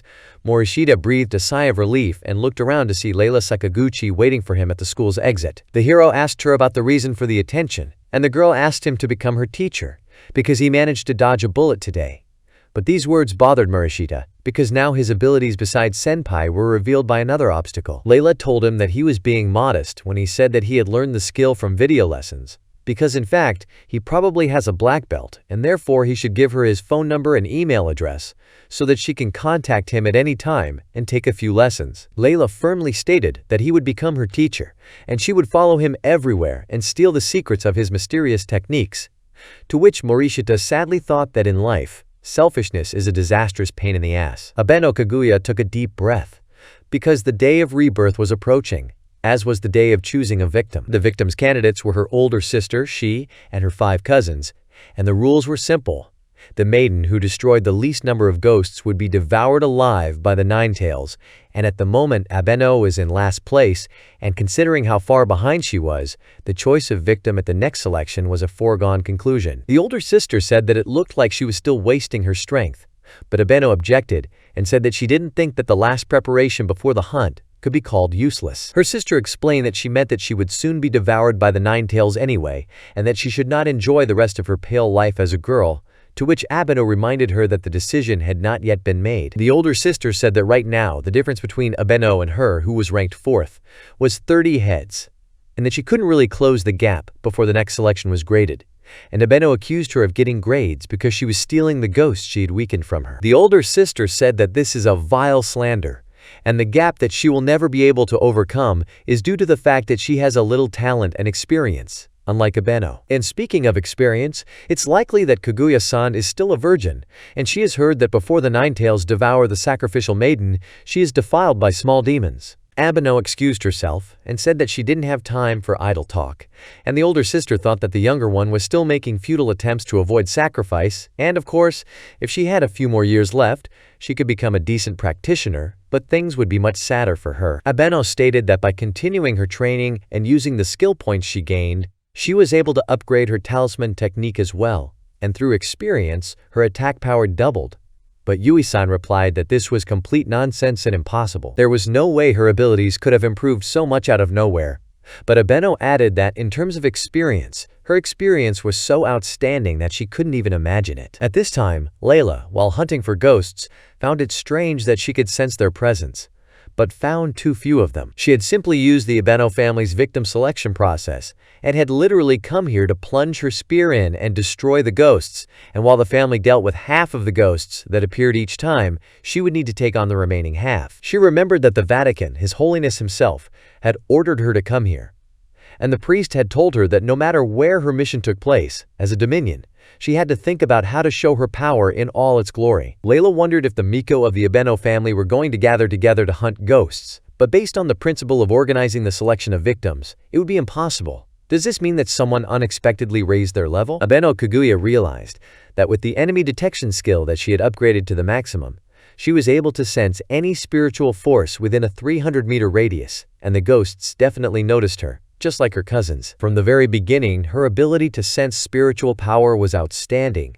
and as soon as she was the first to spot a ghost, she was pushed back and her prey was taken away before she could get close to it. In other words, she was used as a hound, and it was despicable. When it comes down to it, she just needs to break out of their encirclement and catch her prey. She saw the young demons, and Kaguya understood exactly how they hunted their prey. Normally, she would gently roast them alive, but today they would not be spared. Yui was very angry at her sister's success. She didn't understand how Kaguya-chan had managed to do this, and how she had unexpectedly obtained such incredible power, which only meant that they would probably need to take special measures soon. Morishita lay on the bed and felt relieved that his school life hadn't changed much, except that in addition to senpai there was another hindrance. But he didn't want to be the hero who saved the entire class from a terrorist. Instead, he just wanted to enjoy the most ordinary youth. His thoughts were interrupted by a phone call from Kaguya, and the young man asked her if she was all right. And the girl suddenly asked him to guess what she was wearing now, and, after listening to vague answers, she said that now she is only in black underwear and it is transparent. Kaguya added that she was very sexually aroused today because she had single-handedly destroyed about 100 ghosts in today's hunt. And now she was not in last place, but in first place by a large margin. And remembering the silly expressions on her cousins' faces, she wanted to laugh. She reminded him that they were pen pals, and Morishita said that pen pals definitely don't talk about underwear, and besides, high school girls wear white instead of black underwear, so could she stop talking about it already? Then Abeno Kaguya decided to move on to the main topic of their conversation. She told the young man that her body under the transparent underwear is very hot and it throbs, and she just can't stand it. Therefore, she is going to be a bitch today, because her depraved form is simply incredible and he better get ready. To which Morishita replied that this behavior is not a bitch but just a maddened pervert who is sick in the head, and how did she just decide on a phone prank? Kaguya explained that in the commotion with the fugitive that happened the other day, Morishita-kun had something stirred up when he saw his classmates in their underwear, so she thought that he might have a serious obsession with underwear. Well, since he wasn't interested in it, then it was transparent to her black underwear is no longer necessary. The girl informed Morishita that she had taken off her bra and had impressive, beautiful, firm breasts and was now going to take off the bottom. Then she said that she was now completely naked, and Morishita asked what excited girls were doing on the phone, to which he received the answer that they were having sex on the phone, after which the young man barely pulled himself together. However, he immediately heard some sounds on the phone and wondered what this woman might be doing and why she suddenly went quiet. But senpai suddenly said that first he should gently pinch his cheek to get the same sound. If you pull it back and then let it go, it makes such a sound. To which the young man replied that she was just mocking him because he was a virgin. But Kaguya replied that it was just a coincidence. She confessed to Morishita that she was still a virgin too, and the hero asked her where she got this crap from, and the girl said that she had seen all this in adult games, and said that from today on, he was no longer officially a pen pal, and now he would be her sex friend. At school, Lela asked Morishita if it was true that she and Kaguya had become hookup buddies, and he realized that senpai had already told her everything, so he replied that it wasn't like she had imagined it. At this time, Abeno-san entered the classroom, and Morishita asked why she did it, because there must be some reason, and the girl replied that she made him a bento and he can eat it in the courtyard with her. The guys in the class were very surprised, because they couldn't believe that Morishita was dating Abeno-san, but the girl assured them that she only made bento, and Moriyama added that there was no misunderstanding, and Morishita's aikido is really incredible, but he should not forget about protection. In the courtyard of the school, a young man asked Kaguya if she made this dish for him, because it must have caused her inconvenience, to which the girl replied that the bento was completely assembled from frozen semi-finished products for the microwave, so it only took 10 minutes to prepare it. Morishita thanked her and said that it was very rare and he was happy to start eating, and after trying it, he noticed that this dish was quite good for something thawed. Suddenly, the young man noticed that Kaguya was crying. She said that she woke up at 2 o'clock in the morning to prepare this dish and it was just, according to him, quite nothing, and it hurts her, because she was just hiding her embarrassment and she prepared it as a thank you for helping. Morishita remarked that spending so much time making bento doesn't fit with her personality at all, and Kaguya replied that it seemed like she was still quite clumsy about that, but this time she would be honest with him and tell him that saying that she woke up at 2 o'clock was also a lie. In fact, she didn't even get a wink of sleep. The young man understood what it meant. The embarrassing conversation last night was because of this, and the girl said that he really saved her in a way that she would never be able to repay him properly. Abeno Kaguya suddenly knelt down and thanked Morishita heartily. Morishita turned to her and told her that she looked even more beautiful with a smile, and in response, the girl asked him to hurry up and finish his bento. Lela Sakaguchi looked curiously at Morishita Daiki's house, although it was a fairly typical building, and she found it on the list of schoolmates' addresses that she managed to get, because before that, she had tried many times to track the young man all the way home, but each time he eluded her. Just then, Morishita showed up with Abeno Kaguya, who had become very close lately, and Lela said that it didn't matter how hardcore the two of them were as fuck buddies, but it was just gross. Kaguya calmly replied that she had come to a friend's house party today, but immediately expressed doubt that Lela probably didn't know the meaning of friend. Kaguya explained that she had heard today that Morishita-kun was having his 17th birthday and came to congratulate him, and the hero thought longingly that she had asked for a birthday party and offered to throw a party. Lela noticed that Kaguya annoyed her and was quite relaxed compared to how tense she had been lately, to which Kaguya replied that she should always be on the phone to keep in touch with Morishita, and accused Lela of being jealous of making a friend. Morishita's mother supported her son and began to prepare a treat after he told her that Senpai was coming to visit. The young man turned to Lela and invited her to come into the house with them, despite Kaguya's changed face and protests. Morishita reminded her that they were just pen pals, and Kaguya expressed her disappointment that he would only think of her that way. Lela realized that Abeno was just trying to cover up her dissatisfaction with Morishita, and said that she also wanted to talk to the birthday boy about Aikido and would be happy to join the festive dinner. When the three of them went into the house, Morishita's mother was surprised that 2 girls came with her son, and not one as planned. The girls initially assumed that the woman who greeted them was Morishita's sister, but he explained that it was his mother and that she dressed quite young. Kaguya noticed the gorgeous dish in the center of the table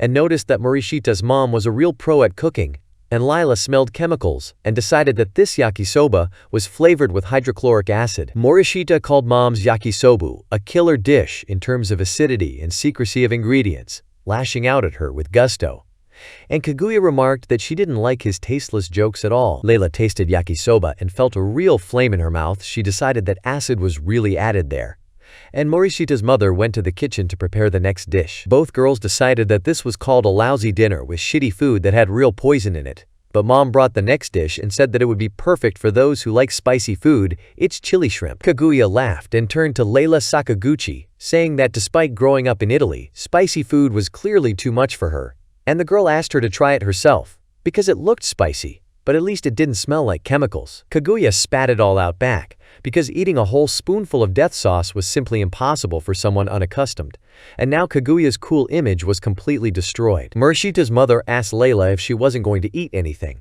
to which the girl replied that she had a little stomachache today. But in order not to offend the hostess, she had to choose between the killer yakisoba and the killer chili shrimp. Judging that yakisoba still has poison in its composition, she chose shrimp. The only thing Lela couldn't stand was spicy food, and the owner suggested that she try yakisoba, which was dripping with acid, and Morishita asked why she didn't like spicy food so much. The girl blushed and replied that it was all because of hemorrhoids, and Morishita apologized to her. Morishita's mom announced that it was finally time for the main event, gift-giving time, and Lela was horrified to think that the idea of coming to the birthday party empty-handed was a bad one. But it was too late to prepare anything. At this time, Kaguya handed the birthday boy a box tied with a ribbon and said that it was a gift from her and Lela, who wondered why she was covering it up. Was it just so that she wouldn't have to blush? She thought she was a cold-hearted, cold-blooded girl. But was she really that different from what she had imagined her to be? When the hostess exclaimed that after the gifts were handed out, it was time to bathe together, Lela was faced with an unexpected problem. Coming to someone else's house, she suddenly has to go to the bathroom. But Kaguya said that it's still better than eating food, and Mom said that bathing after eating is the Morishita family's motto. Kaguya looked at Lela critically and said that she understood Lela's desire not to show anyone this underdeveloped body, to which she replied that she should enjoy this work of art completely free of charge. Daiki's mom had polka dot panties, and the girls were stunned by how well they suited her. This woman was so unusual that she couldn't even be compared to them. While Daiki was happily eating yakisoba, Kaguya suggested that they stop criticizing their underwear and finally start bathing.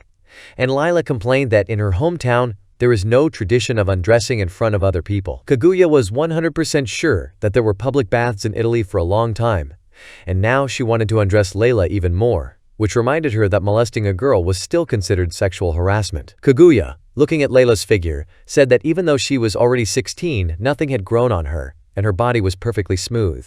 And Lela replied that Kaguya was rather brusque. Lela said that they are not here to compete and that everyone is different. Besides, isn't this proof that there are still children among them? Daiki's mother asked the girls exactly where the children were and what they meant. Morishita Daiki was sitting in the courtyard of the school and, addressing the girls, said that both of them had not said a word since then, and what really happened in the pool. At this time, Murayama Touka came up to him and announced that she had finally found Morishita-kun so that they could eat a special dish prepared for him. In his hands, the young man saw a box of bento, and, looking at the girl, he decided that one of his life goals was finally coming true, to get a homemade bento from a girl. Daiki happily agreed to taste it and found that the aura of femininity of this bento was on a completely different level. It was simply exquisite, and Murayama really liked Daiki's reaction. The class committee chair asked him if it was true that Senpai also brought him bento if they were dating, but Morishita replied that it was also a sign of appreciation and nothing more. The girl confessed that the time they were attacked by the rapist, she was terrified and shaking all over.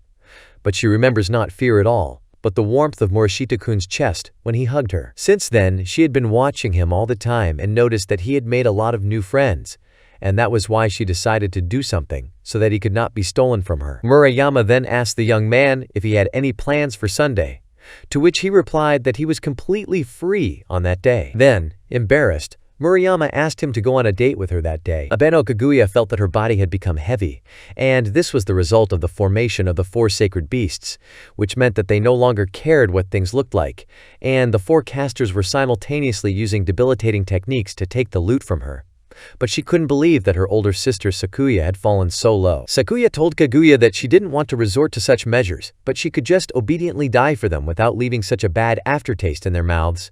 And Kaguya replied that she didn't even know that she was hated so much in the family, and why would they set her up? The older sister replied that since a long time ago, she had always tried to follow in her footsteps, and yet she was still superior in everything, so it was still a thorn in her side, and besides, her existence would reduce Sakuya's inheritance, and Kaguya asked her perplexedly if she was killing her own sister for such a pathetic reason. Sakuya exclaimed that she should die in the depths of despair, fear, and hatred, and from what she had heard, Ninetales likes fear and despair, and is sure that after being betrayed by her own sister, she will become an incredible delicacy for him. Kaguya thought with sadness that for 3 consecutive days, she had not defeated a single demon, and, considering the last count, she was in last place, and therefore she should pass on the sharp sword passed down from generation to generation as a parting gift, because the results seemed to have already been summed up. Her father informed her that according to the rules, she would become an offering, and Kaguya asked him if he was aware of the circumstances that had taken place this time, and her father replied that he had definitely heard that Sakuya had united the other candidates, and 4 of them had prevented Kaguya. Her father turned to her older sister and praised her for doing a good job, because with this precious sacrifice, the Abeno family would be safe for the next 2 centuries.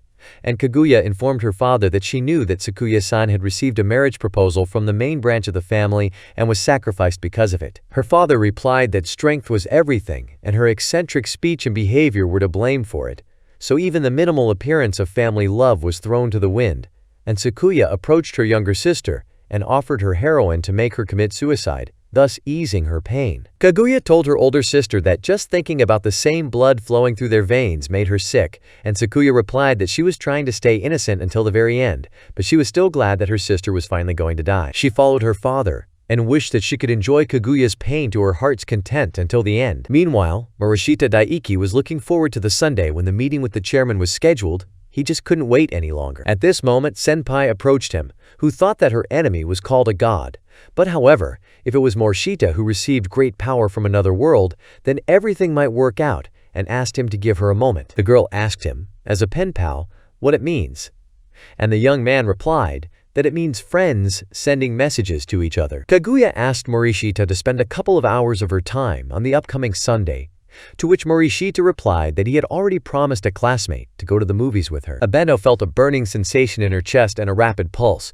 Then she asked Daiki if this event was more important than her request, and he replied that they had agreed on it beforehand. The girl decided that she couldn't ask him to risk his life to protect her as well, so she said goodbye to Morishita-kun and left. Morishita promised to see her again next week, and Kaguya thought with sadness that by next week's arrival, she would definitely be out of this world. This is most likely the last time she will see sunlight, and she feels that the mountain is the territory of that god who is already awakening, and even though she could have sworn that she was prepared for it, it was still quite unpleasant. Kaguya felt that even as a last wish, she couldn't rely on Daiki's help. She couldn't afford to selfishly ask him to save her. After all, they had been pen pals all along, and now she could afford to send him one last message. It didn't last long, but she was having fun, and if they ever met again, she would be happy if he could become her true friend. Abeno Kaguya now had no regrets and was ready to face the inevitable. There were two earth spiders that were going to rob her of her powers and then torture her to death. And even if she was strengthened by Morishita-kun, she could only defeat one of them. But the girl wasn't going to give up and die at all. She was going to fight until the very end. Kaguya suddenly saw Lela, who said that she couldn't handle these opponents on her own, and she would never let such a perfect hunting ground out of her sight if her mission was to destroy monsters. Besides, if she died before she repaid her debt for the birthday incident, it would leave a terrible aftertaste. And as far as she knew, the earth spider had battered her badly last time. But she can only help her with earth spiders, and she is not going to commit a pair of love suicide with her. And does she really have no one who could help her? Meanwhile, Morishita and Murayama were happily walking around the city, discussing the movie they had just watched. And finally, Daiki admitted that he was very surprised by her invitation today, and asked why she had come so unexpectedly. The girl honestly replied that her boyfriend Sakagami-kun, the captain of the baseball club, cheated on her, and therefore she was going to pay him back today. Murayama told the young man that she and Abeno-san weren't dating, and in that case, he obviously didn't mind, and then he felt her soft chest, but at the same time, the phone rang. It was a message from Abeno-san, and Morishita, after reading it, quickly said goodbye to the chairman and said that he urgently needed to leave. Murayama resentfully asked, because Abeno-san is not his girlfriend, and the young man replied that she is only a pen pal and a terrible pain in the ass, which is impossible to understand. She is selfish and persistent, like a stalker, constantly fussing to no avail and digging her own grave. Murayama Touka sighed and decided that this girl was an important friend to him, and Morishita decided that if he didn't go there right away, he wouldn't be able to be a hero anymore. After which he left the confused Murayama, promising to return soon. The hero activated the enemy detection skill and, having detected the strongest response, moved to the flight stage. People on the streets of the city thought that a plane flew very low, and Murayama Touka exclaimed that she was abandoned again. Lela and Kaguya were kneeling wearily, and Abeno asked if it was time to stop, but her partner said that the fun was just beginning, because these earth spiders are pretty tough nuts. Lela noticed that she was covered in wounds, and the wounds were deadly, and even the Dominion's healing abilities couldn't handle them, and these small creatures took a lot on themselves. Meanwhile, two more earth spiders appeared, and Kaguya advised Lela to back off and not do anything like that for her, but the girl replied that she wasn't doing it just for her. Lela said that even though this is against all Vatican principles, she will now drop all prohibitions and use the spear of the sacred relic. The girl activated her full spiritual armor and exclaimed that she would destroy all these monsters. Kaguya thought that the spear, a sacred relic that had been passed down from generation to generation in the Vatican, couldn't possibly have been brought here, as it was part of the Dominion's special forces, but it couldn't possibly have ended up in Lela's hands. However, the fact was that the Longinus Saint Spear was in the hands of this winged girl. Suddenly, both girls were filled with indescribable horror, because what they saw was for the first time for them. It was a top-class Yuki ghost that was stronger than the earth spider, and the exhausted Lela even with the sacred relic, was unlikely to be able to do anything. The monster's scary face was approaching the girls. Abeno Kaguya used a fire talisman. Extreme hellfire, this was the last of the techniques that the girl was capable of. However, even with this skill, she didn't even manage to scratch this evil monster. And then the girl decided that she would inevitably accept her defeat. Just then, Lela rose into the air and used her holy spear to stab the ghost's head. The monster fell to the ground, and Lela said that it was pretty tough for a small asshole, and Kaguya was surprised by her recovery abilities, to which the girl replied that she couldn't let down her expectations. Suddenly, Lela was sent flying several meters away from a flick on the forehead of a new monster that appeared. He said it was amazing, and a shiver went through Kaguya from deep inside. And the monster went on and said that he never thought they would beat Gyuki, and it was a great performance. It was Ninetales. And he added that he didn't know that there would be such interesting people in this era who deserved his praise. Kaguya, looking at the ugly appearance of the Ninetales, ironically said that she thought that a delicate and sweet man appeared, and he seemed to be very condescending. The monster replied that when people met him, they all behaved the same and pretended to be brave. And then they begged for their lives, and everything remains as before, regardless of the era, but he recognizes their strength and intends to give them a reward. Kaguya felt her body not move, and Ninetales announced that he was going to personally devour them so that he could hear their screams of fear and pleading. Ninetales summoned his demons and allowed them to possess the girls to soften the meat before he devoured them. They wouldn't play with them for more than 3 days and 3 nights, so they would get the most out of it. But Ninetales' last words were drowned out by a deafening explosion and the appearance of a stranger. Morishita brought his weapon down on the monster. Ninetales fell to the ground from the impact, forming a huge crater. Daiki angrily exclaimed that he was the geek and bastard who made his girlfriend cry. Ninetales grunted in satisfaction and said that it was great to experience so much pain, because this was the first time it had happened since it was sealed 1,000 years ago, and he should praise a human. And Daiki replied that it should be a great honor for the shit fox. Ninetales said admiringly that he was the one who was able to deal damage to a god, and he was the first victim that he would be able to enjoy for the first time in a long time, and the hero thought that even though he copied the modern, significantly weakened version, but he sent him flying with all his might using the sacred sword Excalibur, and if he was an ordinary monster he would have been wiped out by now. Murashita assumed that the monster's title of god was not meant to be used as a joke. But at that time, Ninetales asked the young man who he was related to, because there was no point in pretending to be innocent. The monster suggested that he might also be a god-eater, and the moment the guy was able to deal damage to him, he probably felt his divine spirit.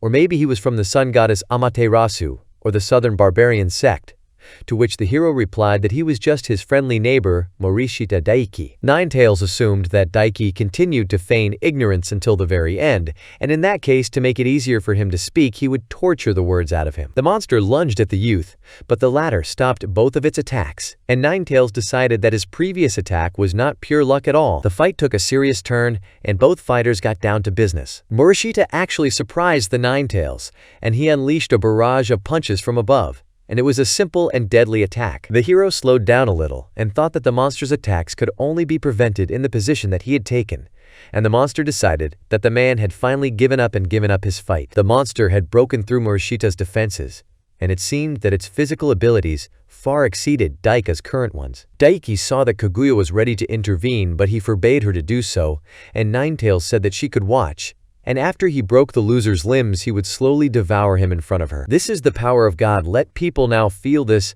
vexation and hatred, this utter hopelessness.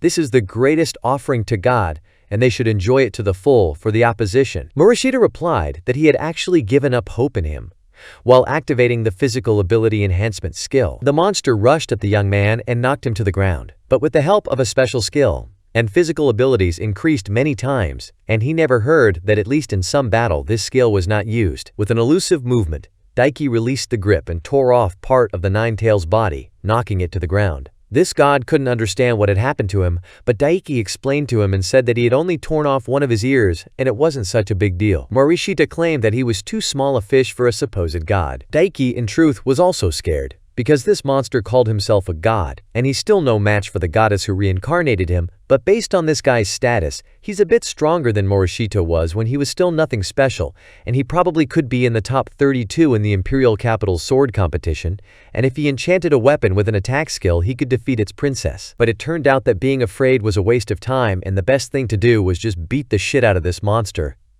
But he just couldn't end it all that easily. At this time, Ninetales came to his senses and was glad that the guy had missed such a perfect opportunity. But Daiki suggested that he stop mumbling and just attack. The monster was offended by such a slight from the human and rushed to attack. He asked Morishita Daiki if he was aware of the true power of God. He used the Fox God's Rage Dance skill. It was a technique that consisted of a terrifyingly fast combination of punches, and even Morishita-kun found it difficult to fend off this barrage, and the monster thought that it was too childish to use all its strength against an ordinary person. However, Kaguya was happy to see Morishita come out of the battle without getting a scratch, and asked her when she was going to show him this fox god. Ninetales was in real shock and couldn't believe that this guy was unharmed after his phenomenal attack, and Daiki informed the monster that now that he was done, he could make his move and instantly disappeared. The monster frantically searched for its opponent and couldn't find it until it received a serious blow to the face. He was amazed that he hadn't received such serious injuries in a long time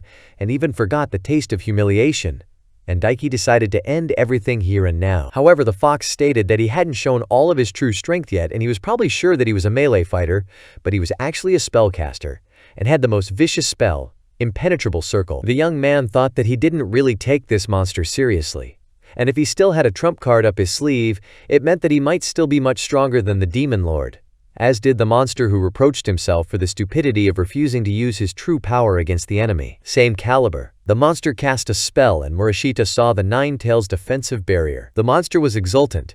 This impenetrable circle that should repel any physical or magical attack was a spell from the legends that caused many strong practitioners to be defeated and devoured. The monster thought that he now had the power of a god. As long as the barrier protected him from any attacks, he could use as many attacking spells as he wanted, and Daiki was a little surprised. But after all, he knew this technique very well. It was the most common advanced defensive magic, and every high-class priest was able to use it. Besides, it was considered middle-class magic, and his princess used it all the time. Morishita only needed to break through this impenetrable barrier, but the monster laughed and said that it didn't matter how high its attack power was, because this barrier would repel anything, and it was surprising that a practitioner like him couldn't realize this and must have overestimated the youth. Daiki asked Ninetales, but he would obviously be satisfied if he still broke his barrier, and so he wouldn't hold back any longer. Morishita activated all of his skills. Hero Attack, Dragon Spirit, Magic Spirit, Divine Diamond and War God Power, Unstoppable Power and Supreme Ruler Attack, Nuclear Blessing, Quantum Decomposition, and Absolute Annihilation. The hero was going to use all his strength. This attack was something incredible and powerful. The monster realized that its barrier was broken, and it was in a dangerous position, and Daiki asked it calmly, "What will it do now?" The monster asked Morishita what it was, and the hero replied that it was just a full force strike, and if he has any secret weapons, he better use them quickly, or he will just destroy them with brute force. Ninetales refused to believe in such a situation, but he admitted that he was no match for Daiki in combat capabilities, and the young man urged him to surrender. The monster replied that he couldn't give up when he was in such a winning position, because for a naive knight in shining armor like him, it would be quite a suitable punishment to see his precious hostages torn to pieces without any resistance. Kaguya saw that Ninetales had created a clone of herself, and even though she knew that she couldn't defeat him, she refused to be a burden to Morishita-kun, so she boldly charged at the beast. Lela followed her, realizing that the stupid fox had wasted too much time, and she couldn't afford to kill Kaguya until she paid off her debt. With the help of the vacuum cut, the youngsters were able to dodge the Ninetales trap, but he told them to take a look at his new surprise. The girls saw that they could land directly in the paws of the 9 earth spiders, and they were currently powerless against these animals, but suddenly they noticed that the spiders had suddenly disappeared. The Ninetales proudly said that they were specially bred masking spiders, and they wouldn't be able to dodge anything they couldn't see, and Morishita realized that it was an optical camouflage skill. Lela hung in the air and held Kaguya in her arms, who was completely paralyzed, and the girl could not fly with her, which made the monster very happy, who said that the more victims, the more fun it was, and he intended to catch them both. Lela couldn't see the invisible spiders, and Abeno warned her and commanded her movements, which allowed her to avoid the attacks of these animals. The monster was at a loss to figure out how practitioners of their level could dodge invisible spiders. Meanwhile, Morishita used a zero-type vacuum incision and rushed to the girl's rescue. It was a combination of Abeno-senpai's enemy detection skill and Lila's evasion ability, and so the monster underestimated them. However, Ninetales didn't want to give up just like that. He felt that his inability to capture hostages was nothing more than a simple bad luck, but their forces were equal.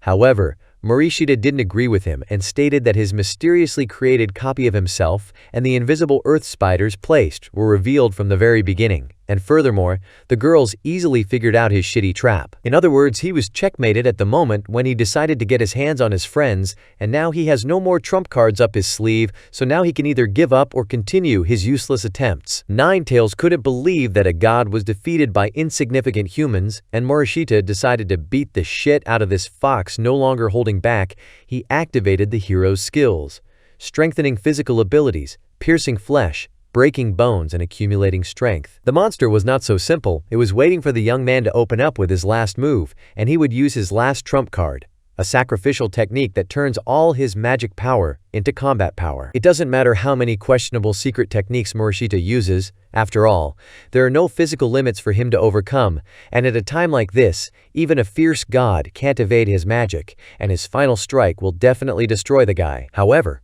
Daiki was there faster than Ninetales thought, and he was unlucky enough to get a great punch to the jaw. The monster's body soared into the air, and Kaguya and Lela stared in surprise and horror. Ninetales realized that he had barely managed to put up a defense the moment Morishita hit him, and now he decided to use the opportunity to escape. Daiki decided that since this monster was so high, there shouldn't be any problems, and because of what happened earlier, he was able to train his magic powers. However, he needs to be very precise and destroy this evil animal, and the forbidden technique, which can only be used by the hero, will help him in this. Ninetales knew that he was going to die, because the hero used the incredible skill Doom Hunter. The monster realized that the magic of this incredible man had caught up with him high in the sky. The Doom Hunter destroys everything within a 200-meter radius, and now there was no need to even check whether the Ninetales were still alive or not, and the ghost extermination was over. Morishita realized that the monster's last strike was a pure magic attack,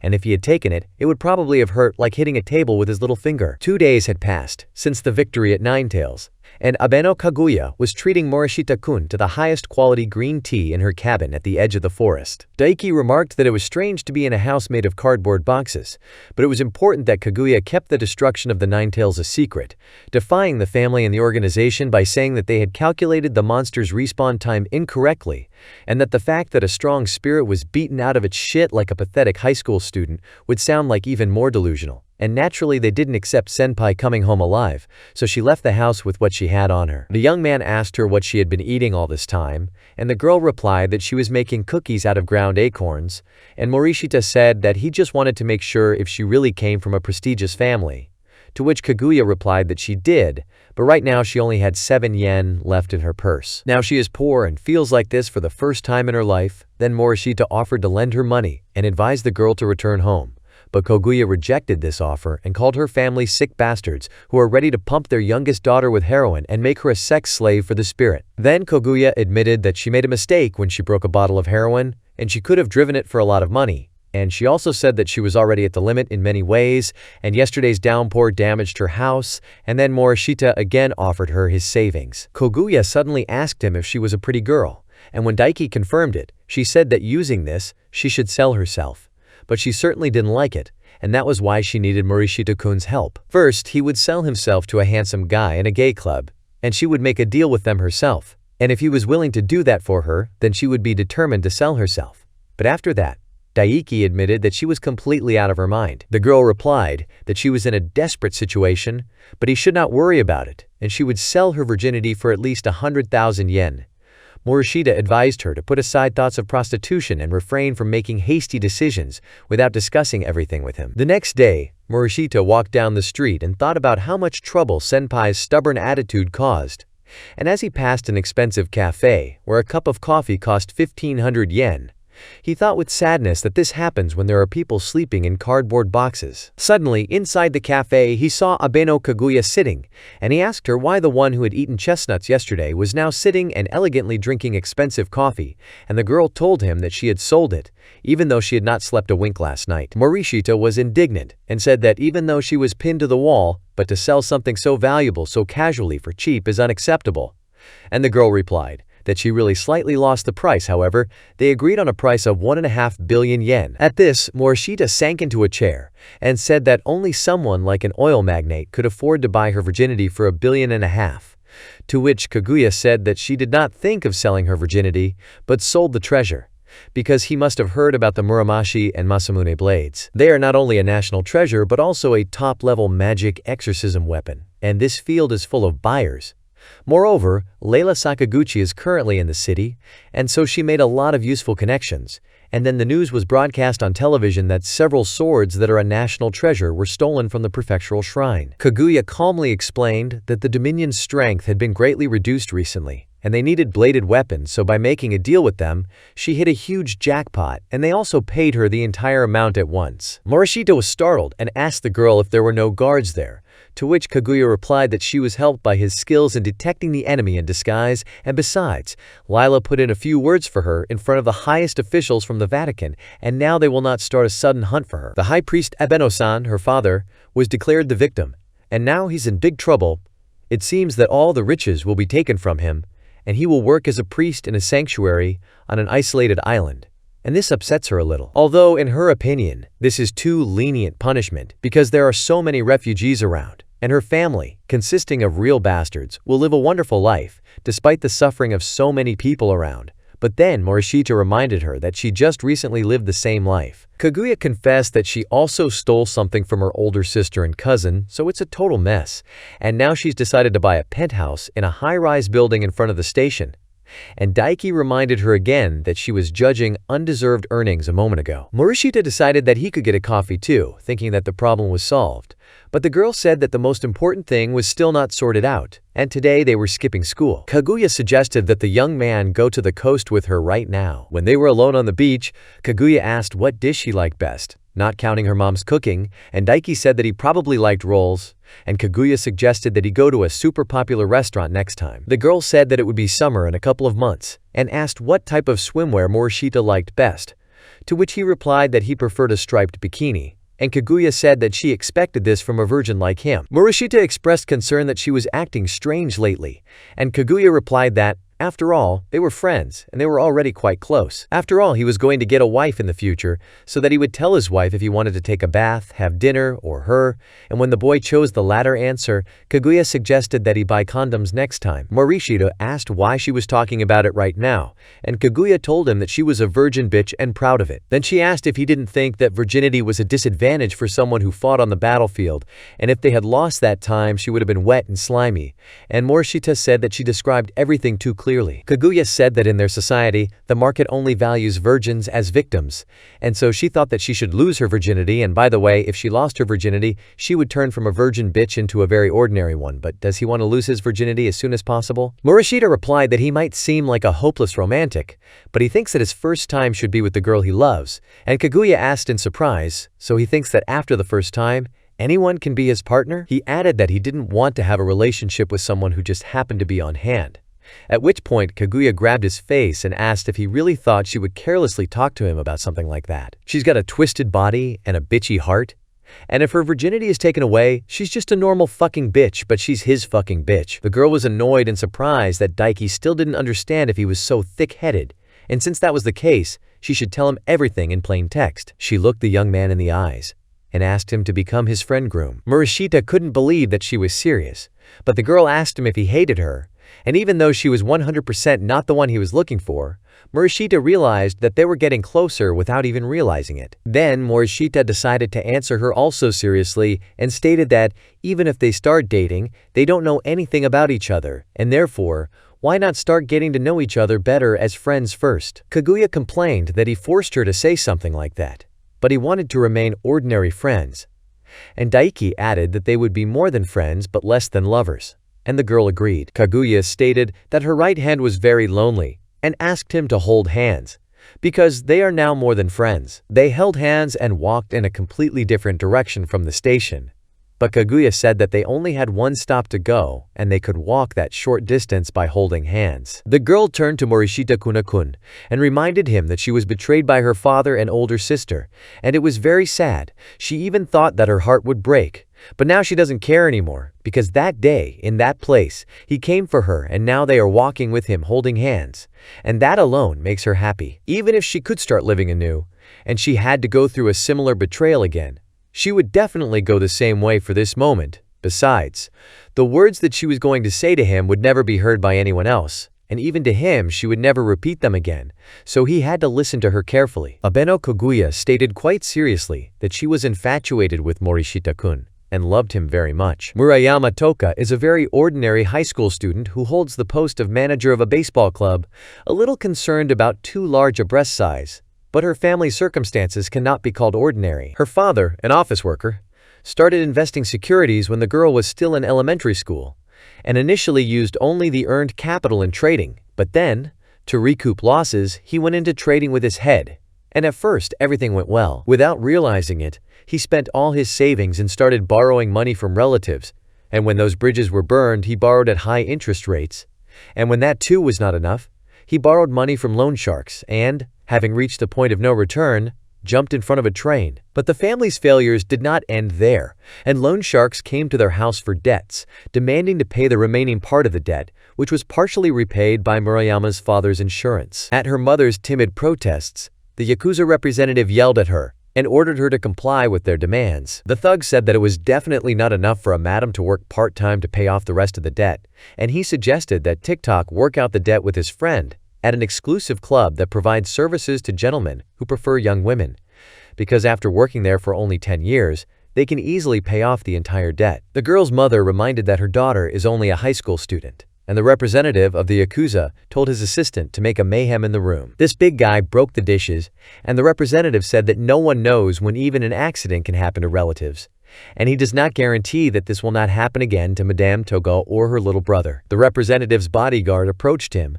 and said that since he was going to sell the girl anyway, would he mind if he tried it first, for which he was mercilessly beaten with his own golf club. The boss edifiedly said that even idiots like him should think what they are saying. After all, this girl has not even agreed yet, and how can you be called a professional if he is going to sell her after raping his own product? Everyone should be responsible, and this is directly related to customer satisfaction.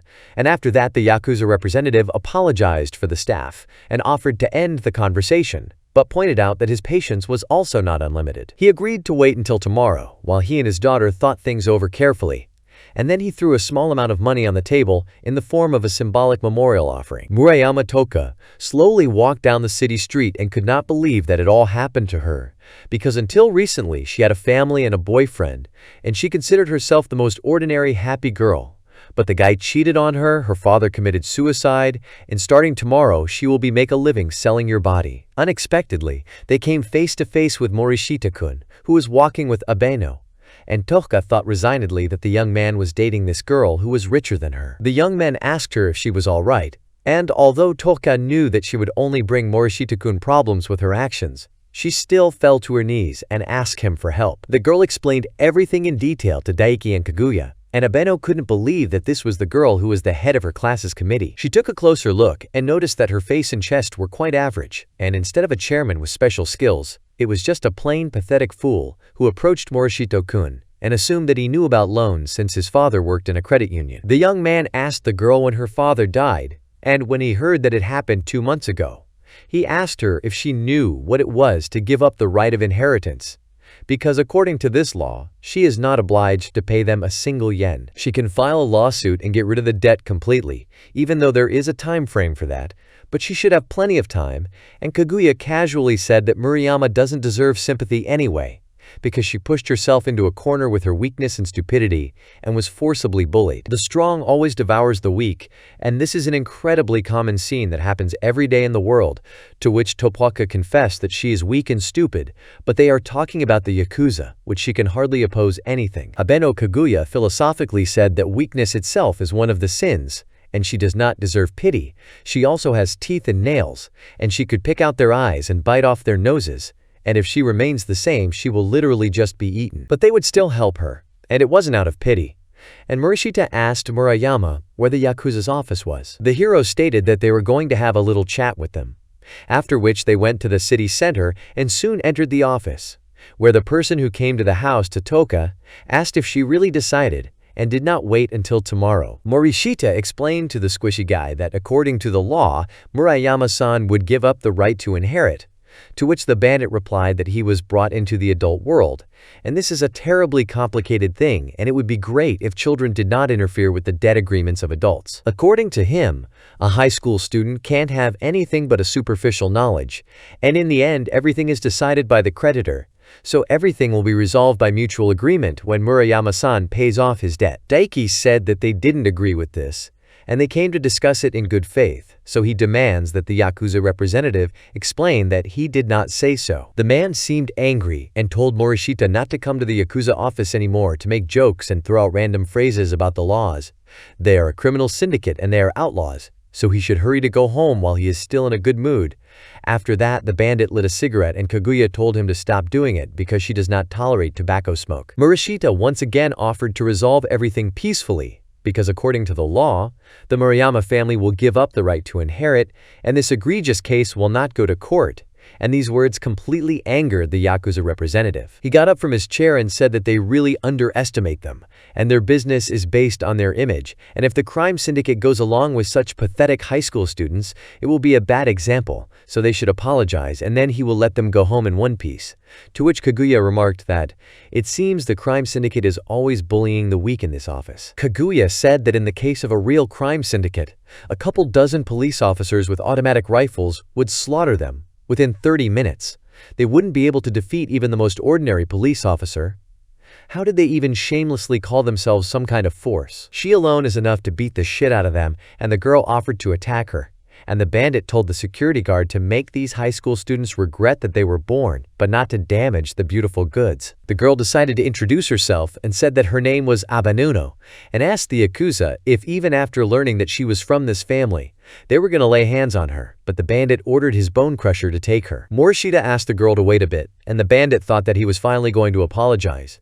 But Daiki said that they didn't intend to resolve everything peacefully from the very beginning, but they tried, because otherwise it would be quite a hassle. And after that he asked Kaguya not to overdo it and kill these idiots. She replied that one who lived in the same world of absolute darkness would teach them a lesson in true power. Her words did not differ from her actions, and the bandits got what they deserved. They could only get 0 points for their strength. Morishita looked at the immobilized guards and decided that Senpai's fighting strength was an order of magnitude higher than that of an ordinary person, and if they had lived in the Sengoku period, she would actually be able to challenge 1,000 men, and the syndicate representative trembled in fear, realizing that now it was his turn. The man had completely lost the will to fight, and Morishita expressed the hope that the Murayama family's debt situation would be resolved after they gave up their inheritance rights, while Tontaka was surprised to think that the seniors hadn't given up an inch to the Yakuza. The girl sincerely thanked the young people for their help, and Kaguya replied that it was not worth thanking. She was just sweeping disgusting cockroaches off the streets,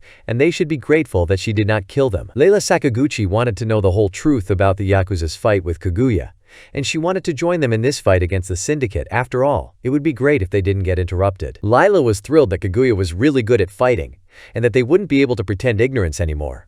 But Morishita asked her to explain what she was talking about, and the girl explained that she was developing a get-rich-quick scheme. Morishita told Murayama that all of this had actually happened, and that the situation he had told her about yesterday had happened, so now she should leave everything to him. There were uninvited Yakuza guests at the Murayama family home, who accused the hostess of sending them children.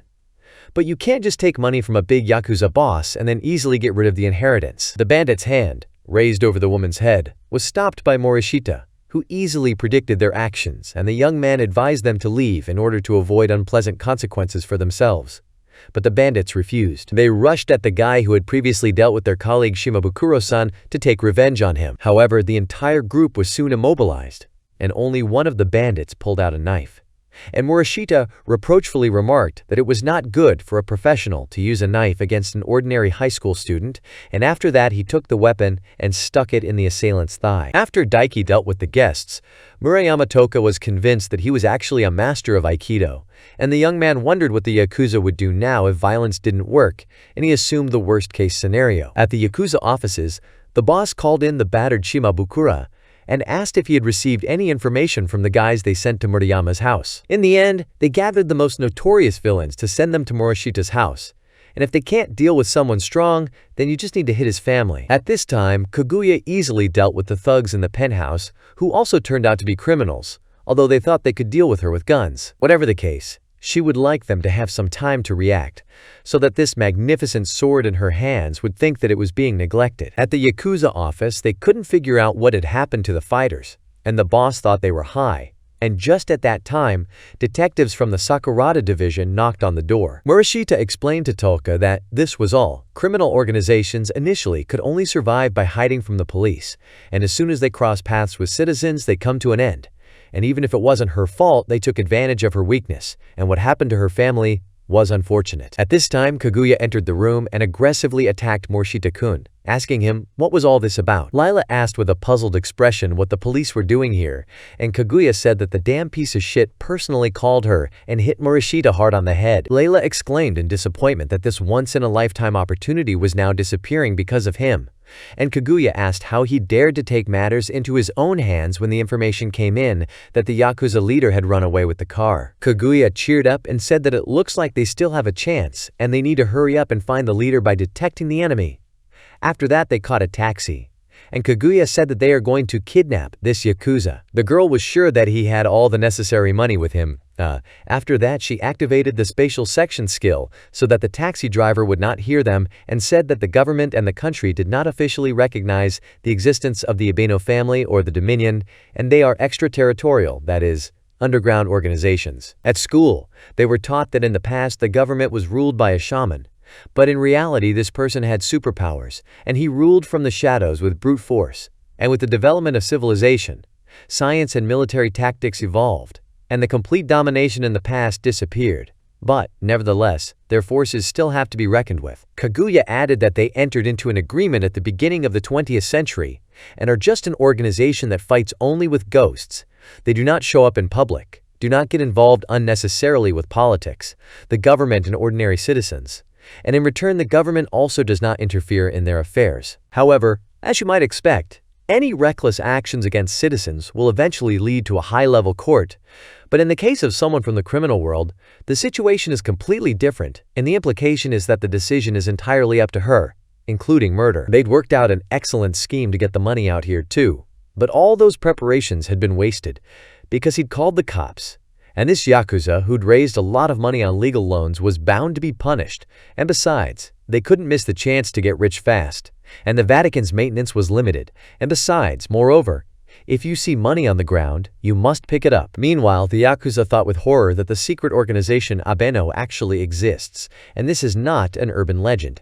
And after that, he asked Shimabukura if he had brought a machine gun with him. At this time, the door to the hotel room shook under powerful blows, and the bandits realized that they were already here, although no one knew about their place of stay. Finally, after breaking the door handle, the young men burst into the room, and the Yakuza pulled out their guns, to which Kaguya said it was a waste of bullets. Shimabukura was immediately hit on the head with the butt of the sword, and the boss ordered him to fill these high school students with lead, because the blow with the butt is not so strong. Several bullets hit Lela Sakaguchi, which, despite the bandits' joy, did not cause her much harm, and the girl only complained of a slight pain and said that no matter how blessed she was, he was now finished. The girl was angry because she didn't have many spare sets of school uniforms, and besides, she still felt pain, and so she gave the Yakuza a great punch to the jaw. Morishita told the bandit boss that he screwed up, and Kaguya added that such bastards don't learn anything and the war won't end until one side is completely destroyed, and the Yakuza replied that they don't understand anything and it will never end. There are an incredible number of syndicate leaders all over the country,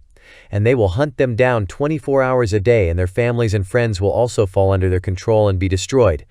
But the bandit immediately received a knockout blow from Kaguya and fell silent. Then Abeno picked up a pair of scissors and said she intended to force him to reveal the location of the hidden money, or she would quickly proceed to terrible torture. The police detective at the hotel asked the police officer who the Yakuza were shooting with here, and he replied that it was some high school students, but the investigator asked him not to joke and went to look for witnesses.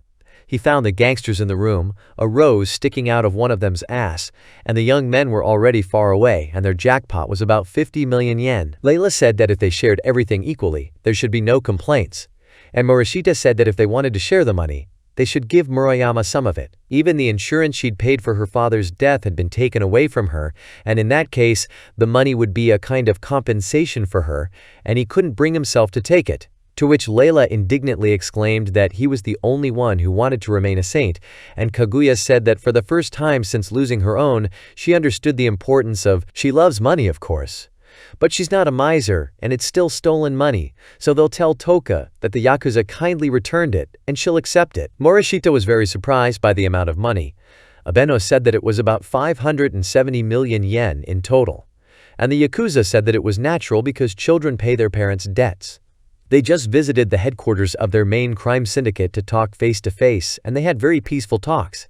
But no one died, and it was also a surprise for them to see such a large number of weapons and grenades. Their leader gave up after they defeated 36 of the strongest Yakuza, and it is obvious that they would not have made such a fuss if it wasn't for the benefits. And since this work was done on behalf of Abeno, then she will take 370 million, and Lela will take 200 million for himself. Morishita asked where is his part. To which Kaguya replied that this time he didn't do anything, and how low could he fall if he decided to grab something for himself after that. The young man resentfully said that in this case, there was no need to wake him up so early today, and Kaguya calmed him down and told him not to worry, because now she would pay for each of their dates, and even be willing to pay for the wedding and subsequent living expenses. She asked Daiki if he thought it was a very reasonable dividend. Daiki found out that Murayama was studying law again, and the girl confirmed that she didn't want to be weak and not be able to do anything, and besides, this way she would be able to figure out what to do in different situations. And Lela realized that that thunder attack during the battle with the Ninetales wasn't one of those skills the world. Lela realized that there could be no mistake, and this guy was actually a hero from another world. It was that big brother.